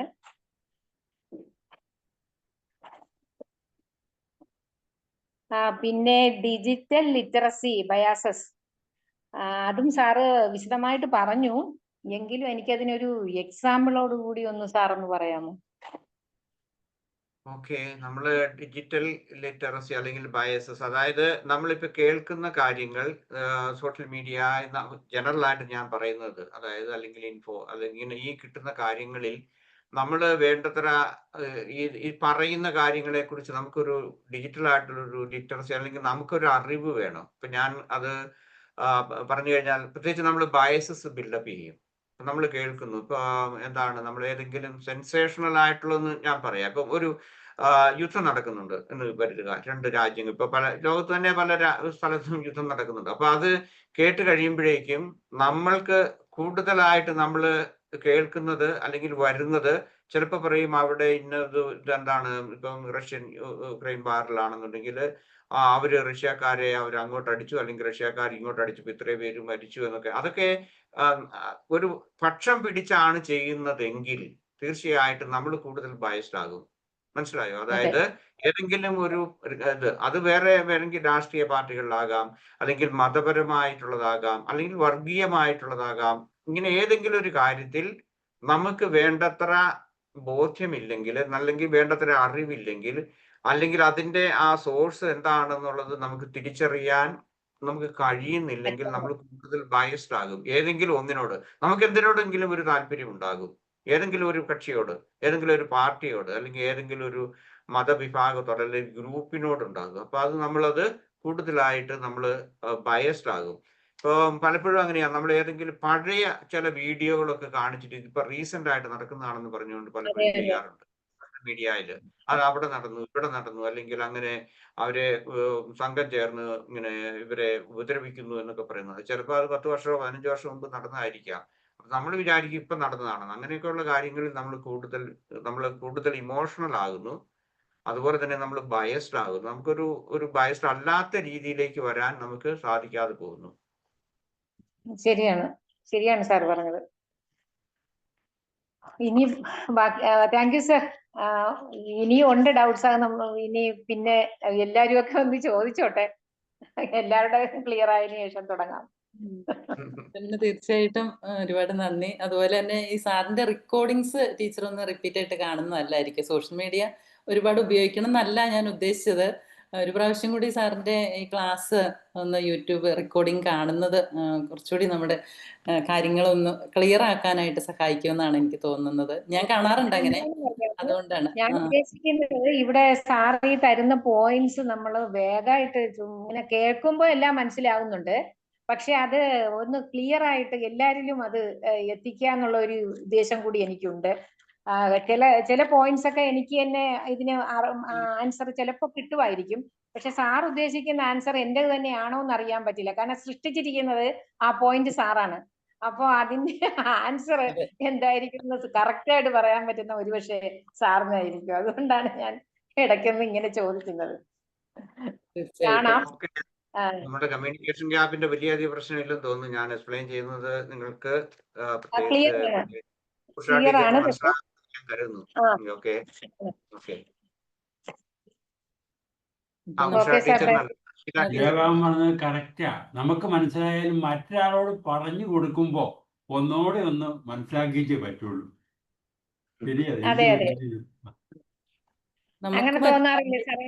ഈ ഇൻഫർമേഷൻ എത്തിക്കണമെങ്കിൽ തീർച്ചയായിട്ടും നമ്മുടെ ഒന്നോടെ നമ്മൾ ഇതാക്കേണ്ടി വരും. നമുക്ക് മനസ്സിലായി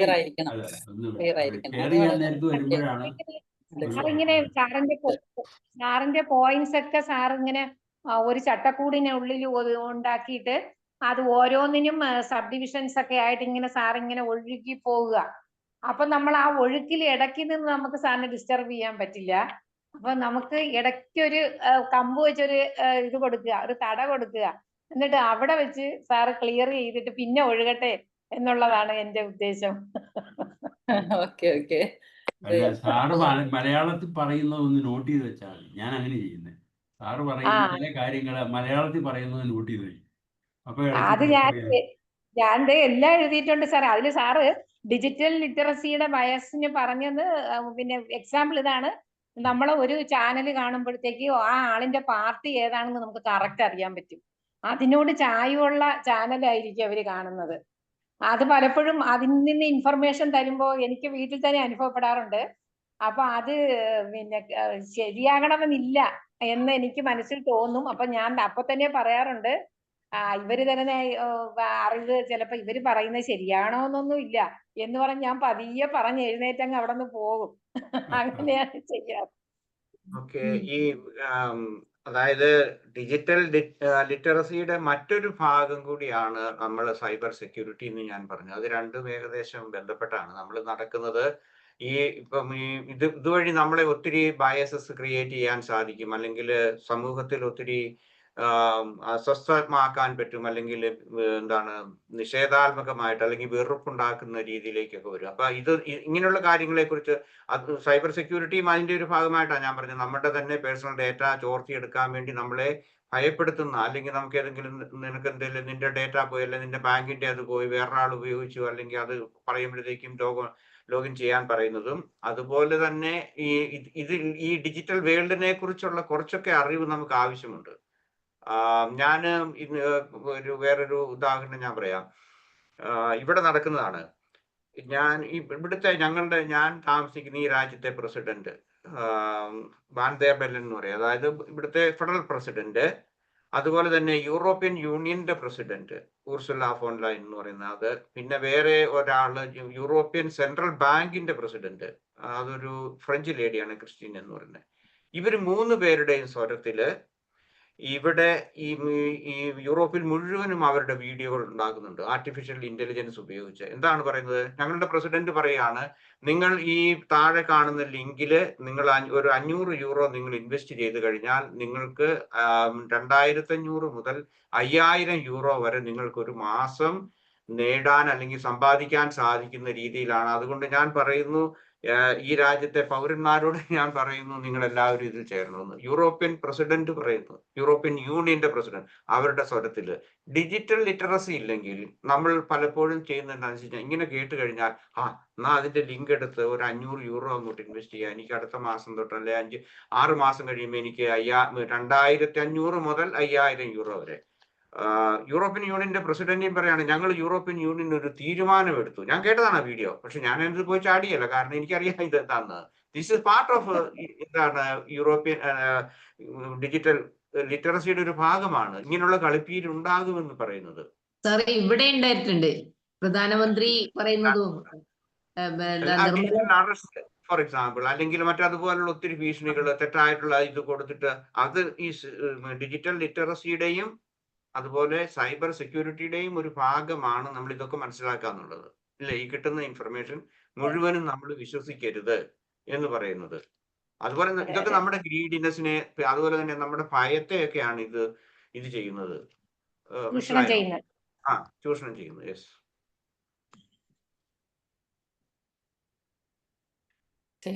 thank you sir. Sudhodhanan doctor sir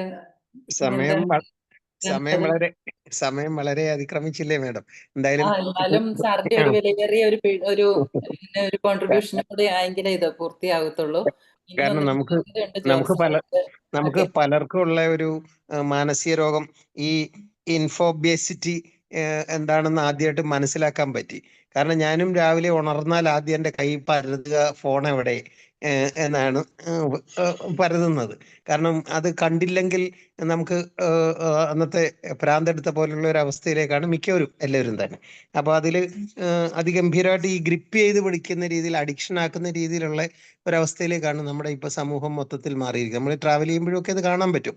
ഈ ഫാമിലി ഗെറ്റ് ടുഗദറിലും അതേപോലെ എല്ലാവരും ഫോണിൽ നോക്കിയിരിക്കുകയാണ്, അല്ലാതെ അവിടെ നടക്കുന്ന കാര്യങ്ങളിലൊന്നും ശ്രദ്ധിക്കാൻ അതിന് ഉള്ള സാർ അതിൽ ഏറ്റവും വലിയ ഈ ഡിജിറ്റൽ ഹൈജീൻ എന്നൊരു വാക്ക് അത് എനിക്ക് വളരെ വിലപ്പെട്ടതായിട്ട് തോന്നി. നമ്മൾ ഈ ഡിജിറ്റൽ മിനിമലിസം എന്നൊക്കെ പറയുന്ന പോലെ ഈ ഡിജിറ്റൽ ഹൈജീൻ, അതേപോലെ ഈ ഡിജിറ്റൽ ഉപവാസം, അതൊരു ഗംഭീര പ്രയോഗമായിട്ട് എനിക്ക് തോന്നി. കാരണം നമ്മൾ ഭക്ഷണം ഉപേക്ഷിക്കുന്നത് പോലെ ഈ സ്ക്രീൻ ഉപേക്ഷിക്കുന്ന ഒരു ഉപവാസം ഒക്കെ വളരെ നല്ലത്. പിന്നെ എങ്ങനെയൊക്കെ ഇതിൽ നിന്ന് രക്ഷപ്പെടണം അല്ലെങ്കിൽ മിനിമൈസ് ചെയ്യാം എന്നുള്ള സജഷൻസും വളരെ നന്നായിട്ട് എനിക്ക് തോന്നി. 7 മണിയായാൽ ഞാൻ നടക്കാൻ ഇറങ്ങും സാർ, മുറ്റത്ത് മഴയില്ലാത്ത ദിവസം. കാരണം ഈ ക്ലാസ് കേൾക്കുന്ന മുഴുവൻ ഞാൻ നടന്നുകൊണ്ടാണ്. സാബു സാറിന്റെ പ്ലാറ്റ്ഫോമിൽ അത് ഞാൻ 1 മണിക്കൂർ നടന്നിട്ട് എനിക്കത് കേൾക്കാൻ പറ്റുന്നു. നല്ല വിവരങ്ങൾ കിട്ടുന്നതിൻ്റെ ഒപ്പം തന്നെ ഒരു നടപ്പും കൂടെ. അത് ഞാൻ ഈ ഇരുന്ന് മുഷിയണ്ടെന്ന് വിചാരിച്ചിട്ടാണ് ആ നടപ്പ് നടക്കുന്നത്. പക്ഷെ ഇതേപോലെ വളരെ പിന്നെ അതുപോലെ ഷീല മാഡം പറഞ്ഞ ഒരു കാര്യമുണ്ട്. ഈ മുതിർന്നവരൊക്കെ ഏകാന്തതയിലും ഒറ്റപ്പെട്ടും ഒക്കെ ഇരിക്കുമ്പോൾ അവരുടെ കൂട്ടുകാരായിട്ട് വരുന്ന ഈ സീരിയൽ കഥാപാത്രങ്ങളാണ്. അത് അവരുമായിട്ടൊക്കെ സംസാരിക്കുകയും അവരുടെ വികാരങ്ങൾ ഉൾക്കൊള്ളുകയൊക്കെ ചെയ്യുന്ന ഒരു പോസിറ്റീവായിട്ട് ഞാൻ കാണുന്നു. കാരണം എൻ്റെ അമ്മ 92ാമത്തെ വയസ്സിൽ മരിക്കുമ്പോഴും അമ്മയ്ക്ക് ഏറ്റവും ഇഷ്ടപ്പെട്ട കഥാപാത്രങ്ങൾ അങ്ങനെ സീരിയലിൽ, അത് ഈ 11 മണി രാത്രിയിലാണ് ഇതിൻ്റെ റീടെലികാസ്റ്റ് എങ്കിൽ അമ്മ ഉറങ്ങാതിരുന്നിട്ട് മിസ്സായിപ്പോയി. പകല് വിരുന്നുകാരൊക്കെ വന്ന ആ സമയത്ത് TV ഓൺ ചെയ്യാൻ കഴിഞ്ഞില്ലെങ്കിൽ ഉണർന്നിരുന്നിട്ട്, അല്ലെങ്കിൽ ചെറിയമ്മമാരോടും അല്ലെങ്കിൽ ചേച്ചിയോടും തിരുവനന്തപുരത്തൊക്കെ വിളിച്ച് ചോദിക്കും, അത് എന്താടി മോളെ അതിൽ എന്താണ് സംഭവിച്ചതെന്നൊക്കെ ചോദിച്ച് മനസ്സിലാക്കി. പക്ഷെ അതൊരു എന്റർടൈൻമെന്റും ആയിരുന്നു അമ്മയ്ക്ക്. വലിയ കാരണം അമ്മയ്ക്ക് വിഷയങ്ങളില്ല നമ്മളോടൊന്നും സംസാരിക്കാനും പുതിയ തലമുറയ്ക്കോട് കമ്മ്യൂണിക്കേറ്റ് ചെയ്യാൻ കാര്യങ്ങളൊന്നുമില്ല. പക്ഷെ ഇത് പോസിറ്റീവ് ഉണ്ട്, നെഗറ്റീവ് ഉണ്ട്. പക്ഷെ നമ്മളൊക്കെ ശരിക്കും മാനസിക രോഗികളായിട്ട് മാറിയെന്ന് സാറിന്റെ ക്ലാസ് കേട്ടപ്പോഴാണ് ഞാൻ അത്ഭുതത്തോടെ തിരിച്ചറിഞ്ഞത്. ഞാനും അതിന് വിധേയനാണെന്നുള്ളതും. ഈ പറഞ്ഞ പോലെ അതും ഈ വാർത്തയൊക്കെ നമ്മുടെ റിപ്പോർട്ടറിലെ അരുണൊക്കെ പറയുന്നത് ഷോർട്ട് ബ്രേക്ക്, ഒരു വളരെ പ്രധാനപ്പെട്ട ന്യൂസ് ഇതാ കോഴിക്കോട് നിന്ന് വരുന്നുണ്ട് കേട്ടോ, ഞാൻ ഇപ്പൊ വരാം എന്ന് പറയുമ്പോൾ നമ്മള് തീർച്ചയായിട്ടും ഈ വളരെ പ്രധാനപ്പെട്ട വാർത്ത എന്താണെന്ന് ചോദിക്കുമ്പോഴത്തേക്ക് ഇന്നലെ കേട്ട ഒരു കാര്യം തന്നെ പിന്നെ പറയുന്നത്, ഒരു പുലി ഇറങ്ങി ഒരു കോഴിയെ കടിച്ചോണ്ട് പോയി. അതാണ് ഈ ഭയങ്കര പ്രധാനപ്പെട്ട ഒരു കാര്യമായിട്ട് പറഞ്ഞ് നമ്മളെ പിടിച്ചിരുത്തുന്ന രീതി. പക്ഷെ ഇതിന് രക്ഷപ്പെടാനുള്ള കുറച്ച് ഈ മെത്തേഡ്സ് സാറ് പറഞ്ഞെന്ന് എനിക്ക് പ്രയോജനം ചെയ്യും. കാരണം ഇതൊക്കെ കേൾക്കുമ്പോഴും നടക്കുക, അല്ലെങ്കിൽ ബ്രീത്തിങ് പോലെയുള്ള കാര്യങ്ങൾ ചെയ്യുക, പിന്നെ ഇത് മിനിമൈസ് ചെയ്യുക തുടങ്ങിയ കാര്യങ്ങളും. പിന്നെ അനാവശ്യമായിട്ട് ഒരേ ന്യൂസ് തന്നെ ഇങ്ങനെ ഈ യുദ്ധസമയത്ത് ഇസ്രായേൽ മറ്റേ ബോംബിട്ടു എന്ന് പറഞ്ഞ് പുതിയതൊന്നുമില്ല. അത് നമ്മൾ ഈ 25 ചാനലും മാറ്റി ചേർന്ന് തിരിച്ചൊരു മിസൈൽ വന്നോ എന്നൊക്കെ അറിയാൻ വേണ്ടി. ഒന്നുമില്ല, ഇവർ അലറി വിളിച്ച് രാവിലെ ഇലക്ഷൻ റിസൾട്ട് നിലമ്പൂര് ഒന്നും സംഭവിക്കാൻ പോകുന്നില്ല. പക്ഷെ 5 മണിക്ക് ഈ പണ്ടാരങ്ങളെല്ലാം കൂടെ ഉണർന്നിരുന്ന് നമ്മളോട് ഉണർന്ന് വാ, ഇതാ ഇവിടെ ഇതിന്റെ റിസൾട്ട് വന്നു കഴിഞ്ഞാൽ കേരളം ഉടലോടെ സ്വർഗത്തിൽ പോകും, അല്ലെങ്കിൽ പാതാളത്തിലേക്ക് പോകും തോന്നിപ്പിക്കുന്ന രീതിയിൽ. ഇപ്പൊ നമ്മളെയൊക്കെ ഒരുപാട് മസ്തിഷ്ക പ്രക്ഷാളനം നടത്താൻ ഈ ബ്രെയിൻ വാഷിങ്ങിന് വേണ്ടിയിട്ടുള്ള സമയം. പക്ഷെ ഇതിന് രക്ഷപ്പെടാൻ സാറ് തന്ന ഈ ചെറിയ നുറുങ്ങുകളാണ് എനിക്ക് ഏറ്റവും പ്രയോജനപ്പെട്ടത്. It's a wonderful effect sir. ഒരുപാട് പേരോട് ഇത് പങ്കുവെക്കാൻ പറ്റും. നമുക്ക് ഇതൊക്കെ ഈ മീറ്റിങ്ങിലോ അല്ലെങ്കിൽ സ്കൂളിലൊക്കെ പ്രസംഗിക്കാൻ പറ്റും. ഡിജിറ്റൽ അതാണ്, അത് കുറയ്ക്കണം. എനിക്ക് കുറയ്ക്കാൻ പറ്റാത്ത കാര്യം ഞാൻ വലിയ ഉപദേശം കൊടുത്തിട്ട് കാര്യമില്ല. പക്ഷെ ഹൗ ടു റെഡ്യൂസ് ഇറ്റ്, നമ്മൾ ഇതിന്റെ ഗ്രിപ്പിൽ നിന്ന് എങ്ങനെ രക്ഷപ്പെടാം, കുറച്ച് ഇമ്പാർഷ്യലായിട്ട് എങ്ങനെ നിൽക്കാം എന്നൊക്കെയുള്ള കാര്യങ്ങളും ഒക്കെ. ഇന്ത്യ തന്നെ ജയിക്കണം യുദ്ധത്തിൽ, ഒരു സംശയമില്ല കാര്യത്തിൽ. പക്ഷെ എന്ന് പറഞ്ഞിട്ട് മറ്റേവന്റെ മണ്ടയ്ക്ക് കൊണ്ട് ഇട്ടോന്ന് ആകാംക്ഷയോടുകൂടി കേൾക്കാൻ കാത്തിരുന്ന എൻ്റെ ഒരു ദുഷ്ടമനസ്സ് മാറാൻ ഇത് സഹായിച്ചു എന്ന് ഞാൻ അങ്ങോട്ട് തുറന്നു പറയുകയാണ് കേട്ടോ. ഉഷമാം പ്രത്യേകം ക്ഷണിച്ചുകൊണ്ടാണ്, അല്ലെ I was hesitating to come to talk. ഗംഭീരായി ഇന്നത്തെ ക്ലാസ്, പ്രത്യേകിച്ച് വളരെ സവിശേഷം. ഞാൻ ഇങ്ങനെ ഒരു ക്ലാസ് കേട്ടിട്ടേ ഇല്ല കേട്ടോ. ഈ ഇതിൽ how to solve the problem അത് ഇതിൽ പുതിയ 3-4 മനോഹര വാക്കുകളും സാറ് തരികയുണ്ടായി. എനിക്ക് ഡിജിറ്റൽ ഉപവാസമൊക്കെ വളരെ ഇഷ്ടപ്പെട്ടു. അതൊക്കെ ഓർമ്മയുണ്ടോ സാറേ? ആ വാക്കുകള് ഡീക്ലട്ടറിങ് ഉണ്ട്, അൺപ്ലഗിങ് ഉണ്ട്. അതൊക്കെ നമ്മൾ സാധാരണ ഇത്തരം ഫീൽഡിൽ ഉപയോഗിക്കാത്ത വാക്കുകളാണ്. ഇത്തരം ഉപയോഗിക്കുക മാത്രമല്ല, ഈ സാധാരണക്കാരുമായിട്ട് കൺവേ ചെയ്യാനുള്ള നല്ല വാക്കാണ്. ഈ നമ്മൾ ഒബേസിറ്റി എന്ന് പറയുമ്പോഴത്തേക്ക് അത് ഈ ഭക്ഷണം കഴിച്ച് വണ്ണം വെക്കൽ മാത്രമല്ല, തൈറോയിഡ് പ്രോബ്ലം ഉള്ളവരും ഒബേസ് ആവും, അതേപോലെ ഹോർമോണൽ ഇംബാലൻസും ഒക്കെ. പക്ഷെ ഇതിനകത്ത് നമുക്ക് കിട്ടുന്ന ഈ ഒരു ഡോപ്പമീൻ ഉണ്ടല്ലോ, ഈ ഇതൊക്കെ നമുക്ക് അറിയാലോ. ഈ സോഷ്യൽ മീഡിയയിൽ വരും, ഈ വിവസ്ത്രയായിട്ട് സഹോദരി മുന്നിൽ വന്നപ്പോൾ സഹോദരൻ എന്ത് ചെയ്തു എന്നുള്ളത് നിങ്ങൾക്ക് അറിയണ്ടേ എന്ന് ചോദിക്കും. അപ്പൊ പറയും 3 വയസ്സുള്ള കുട്ടി ജട്ടിയിട്ട് തരുമെന്നും പറഞ്ഞ് വന്നതാണ് എന്ന്. താഴെ വരെ നോക്കുമ്പോഴേ അറിയാൻ പറ്റുള്ളൂ. അപ്പൊ അങ്ങനെ ഗ്രിപ്പിംഗ് ആയിട്ടുള്ള ഒരുപാട് കാര്യങ്ങൾ എനിക്കിത് വളരെ രസമായിട്ട് തോന്നി. കാരണം ഞാൻ ഈ കഞ്ഞി കുടിക്കുന്നതിൻ്റെ ഇടയിൽ ഇത് കേട്ട് ഇങ്ങനെ ആസ്വദിക്കുകയായിരുന്നു. Thank you sir, thank you so much. It was wonderful and informative. സാറിന്റെ കമന്റ്സ് വണ്ടർഫുൾ ആയിരുന്നു. ഓക്കെ, താങ്ക് യു സോ തീർച്ചയായിട്ടും ഞങ്ങൾക്ക് പുതിയൊരു വാക്കും കൂടെ കിട്ടി അല്ലേ സാറേ? ഒരു മസ്തിഷ്ക വിഷാളനം എന്ന് പറഞ്ഞ ഒരു പുതിയ വാക്കും കൂടെ പ്രക്ഷാളനം, വളരെ brain sir washing. Sir 2 words പറഞ്ഞു. അത് ഞാൻ എന്റെ മെമ്മറി വന്നിട്ടില്ല. കേട്ടപ്പോ നല്ല സുഖമുണ്ടായിരുന്നു. അതെ. Thank you. എനിവേ സമാന മനസ്കരായിട്ടുള്ള ആൾക്കാർ ഇരുന്ന് സംസാരിക്കും കിട്ട ഒരു സുഖം ഉണ്ടല്ലോ, അത് അങ്ങനെ വിചാരിച്ചാൽ മതി. Okay, thank U. ആന്റണി സാറിന്റെ ക്ലാസ്സിന് തീർച്ചയായിട്ടും സാറ് കയറുകയും വേണം. ഇതുപോലെ കമന്റ്സ് പറയണം. അപ്പൊ നമുക്ക് സാറിൽ നിന്നും പുതിയ വേർഡ്സ് കിട്ടും.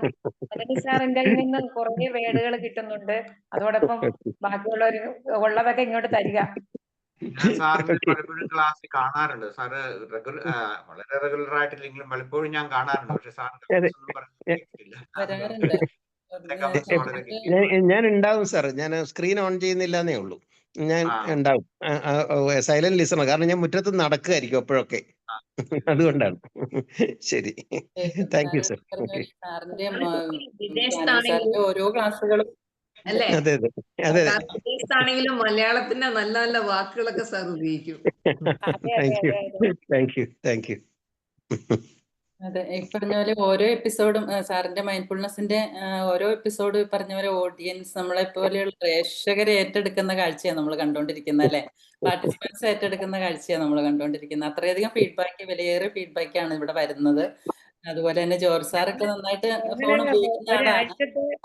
ഞങ്ങൾ ഒരാഴ്ചത്തെ പ്രോഗ്രാം പറയുമ്പോ തന്നെ നമ്മൾ പറയും ബുധനാഴ്ചത്തെ ക്ലാസ് ആന്റണി സാർ എന്ന് പറഞ്ഞിട്ട് അത് നമ്മൾ കുറച്ചുകൂടെ മെമ്മറിയിൽ ഇടും. പ്രോഗ്രാം ഞങ്ങള് മിനിമൈസ് ചെയ്യും. ഞങ്ങളത് നോട്ടിഫിക്കേഷൻ മാനേജ്മെന്റ് ചെയ്യും അല്ലേ ടീച്ചറെ? അതെ അതെ അതെ. അതുപോലെ നമുക്ക് ജോർജ് സാറൊക്കെ നന്നായിട്ട് ഫോൺ ഉപയോഗിക്കുന്ന ആളാട്ടോ. ജോർജ് സാറിനോട് ചോദിക്കാം എന്താ പറയാനുള്ളത്. സാറേ പെട്ടെന്നൊന്ന് എന്തെങ്കിലും പറയോ ഇതേ കുറിച്ച്? ജോർജ് സാർ ഇനിയുണ്ട് സ്നേഹലത മാം, പിന്നെ അല്ലേ ഒന്ന് പറയോ? സാറേ പോകാറായോ? സാറിന് ലേറ്റ് ആയോ? ആന്റണി സാറിന് താമസിച്ചോ? ഇല്ല, എനിക്ക് ഇവിടെ 5:15 ഉള്ളൂ ഉച്ച കഴിഞ്ഞ. അപ്പൊ അതുകൊണ്ട് എനിക്ക് ഇനി thank you so much sir. Thank you. George സാറൊക്കെ ഇതിനകത്ത് ഒത്തിരി കാര്യങ്ങൾ പറയാനുണ്ടാവും. അതുപോലെ തന്നെ ഒരു പ്രശാന്തസുന്ദരമായ ഒരു ലോകം ഉണ്ടായിരുന്നു, ഒരു കാലഘട്ടം ഉണ്ടായിരുന്നു നമ്മുടെ ജീവിതത്തിന്റെ വളർച്ചയുടെ കാലഘട്ടങ്ങളിൽ. കാരണം നമ്മുടെ ഇൻഫർമേഷൻസ്, അതുപോലെ തന്നെ നമ്മുടെ വിനോദോപാധികളായിട്ടുള്ള സംഗീതം, അങ്ങനെയുള്ള നാടക ഗാനങ്ങൾ, അങ്ങനെയൊക്കെ ഒരു റേഡിയോ കേട്ട് ജീവിച്ചിരുന്ന അങ്ങനത്തെ ഒരു കാലഘട്ടം ഉണ്ടായിരുന്നു അല്ലേ സാറേ? അതിനുശേഷമാണ് മൊബൈലിന്റെ ഒക്കെ ഒരു ഉപയോഗം വന്നപ്പോൾ അത് വളരെയധികം ആവശ്യമുള്ള ഒരു കാര്യമാണെങ്കിൽ പോലും അതിന്റെ അമിത ഉപയോഗം കൊണ്ടാണ് ആളുകൾ ഇപ്പോൾ ഇങ്ങനെ ഒരു സ്റ്റക്കായി നിൽക്കുന്ന ഒബിസിറ്റി, ഒരു ഒബിസിറ്റിയിലേക്ക് വന്ന് നിൽക്കുന്ന ഒരവസ്ഥയിലേക്ക് വരുന്നത്. രാവിലെ എഴുന്നേൽക്കുമ്പോൾ തന്നെ ഫോണിലേക്ക് പോവുക, അതുപോലെ തന്നെ അത് ഇല്ലാതെ പറ്റത്തില്ല. ഒരു ചെറിയ ക്ലിക്ക് നോട്ടിഫിക്കേഷൻസ് സൗണ്ട് വരുമ്പോഴേക്കും അത് എടുക്കണം, അല്ലെങ്കിൽ അതിനുള്ള ബുദ്ധിമുട്ട് അത് നമ്മൾ പലപ്പോഴും കാണുന്നതാണ്. ലോകം നമ്മളിലേക്ക് ചുരുങ്ങുന്നതാണ് നമ്മൾ കണ്ടുകൊണ്ടിരിക്കുന്നത്. ഒരു വ്യക്തിയിലേക്ക് ചുരുങ്ങുന്നതാണ് നമ്മൾ കണ്ടുകൊണ്ടിരിക്കുന്നത്. മറ്റൊരു ബന്ധങ്ങൾക്ക് ഒരുപാട് ടൈം നമ്മൾ ചെയ്യുമായിരുന്നു. അതുപോലെ പ്രകൃതിയായിട്ട് കോണ്ടാക്ട് ചെയ്യാൻ ഒരുപാട് സമയങ്ങൾ നമ്മൾ വിനിയോഗിക്കുമായിരുന്നു. എല്ലാത്തിലും ഒരു ഫ്രണ്ട്ലി ആയിട്ടുണ്ടായിരുന്ന ഒരു കോണ്ടാക്ട് ഉള്ള ഒരു കാലഘട്ടം കഴിഞ്ഞു എന്ന് വേണം പറയാനായിട്ടുള്ളത്. പക്ഷെ അത് മിനിമൈസ് ചെയ്യുവാണെങ്കിൽ വീണ്ടും സുന്ദരമായിട്ടുള്ള ഒരു രീതിയിലേക്ക് നമ്മുടെ ജീവിതം പോകുന്നതിനും ഈ ക്ലാസ് ഒരുപാട് പ്രയോജനപ്പെട്ടിരുന്നു. അപ്പൊ നമുക്ക് ജോർജ് സാർ റെഡി ആയിട്ടുണ്ടെങ്കിൽ സാറേ ഒന്ന് വരുമോ? സ്നേഹലത മാം ഉണ്ടോ? ബീന മാം? ആരൊക്കെ ഉള്ളതെന്ന് എനിക്ക് കാണത്തില്ല ടീച്ചറെ. ആരൊക്കെ ഉണ്ട് ടീച്ചറെ? 7 പേരേ ഉള്ളൂ. എല്ലാരും പോയിന്ന് തോന്നണു അല്ലേ? ജോർജ് സാറ് റെഡിയാണോ? അല്ലെങ്കിൽ ഓക്കെ. ജോർജ് സാർ ചിലപ്പോഴേ അണ്ടർ ഇതിലായിരിക്കും, ഒരു മോന്റെ തടവിലായിരിക്കാനാ സാധ്യത കൂടുതൽ. ഒരു കൊച്ചുമോനുണ്ട്, ഉല്ലാസിന്റെ ഇതിലായിരിക്കും. അല്ലെങ്കിൽ സാർ എന്തെങ്കിലും പറയേണ്ടതായിരുന്നേ. ലിവർ ജോർജ് ഉല്ലാസ് എന്നാണ് സാറിന്റെ കൊച്ചുമോന്റെ പേര്. അപ്പൊ തീർച്ചയായിട്ടും നമുക്ക് ഇത്രയും പ്രയോജനപ്രദമായിട്ടുള്ള ഒരു ക്ലാസ് വളരെ തന്മയത്വത്തോടു കൂടി, വളരെ സ്വാഭാവികതയോടുകൂടി സാർ ഓരോ പോയിന്റും വളരെയധികം ഇൻഫർമേറ്റീവ് ആയിട്ടുള്ള പോയിന്റുകൾ അടുക്കിപ്പെറുക്കി, ടീച്ചർ പറഞ്ഞതുപോലെ ആ ഒരു ചട്ടക്കൂടിനകത്ത് അടുക്കിപ്പെറുക്കി വെച്ചാണ് നമ്മുടെ മുമ്പിൽ അത് അവതരിപ്പിച്ചത്, നമുക്ക് സമർപ്പിച്ചതെന്ന് പറയാം. തീർച്ചയായിട്ടും നമ്മുടെയൊക്കെ ജീവിതത്തിൽ അത് പ്രാവർത്തികമാക്കാം. ടീച്ചർ പറഞ്ഞതുപോലെ മറ്റുള്ളവരിലേക്ക് അത് നമുക്ക് പകർന്നു കൊടുക്കാം. ഇനിയും ഇതുപോലെയുള്ള ഒരുപാട് ഇൻഫർമേഷൻസുമായിട്ട് സാറ് നെക്സ്റ്റ് ഒരു വെനസ്ഡേ നമ്മുടെ മുമ്പിൽ എത്തുമെന്ന് നമുക്ക് പ്രതീക്ഷിച്ചുകൊണ്ട് പ്രാർത്ഥിച്ചുകൊണ്ട് സാറിനുള്ള എല്ലാ നന്ദിയും അറിയിക്കുന്നു. Thank you, sir. Thank you all. Thank you. so much, sir. Thank you. Yes, sir. എല്ലാവർക്കും Thank you. Okay, Good night. Late ആയിരുന്നു. Good night, sir. Thank you, sir. Okay, then have a nice evening and a good night to you all. Okay, yeah. Thank you. Okay, bye bye. Bye, Bye. sir. Bye, sir. Bye.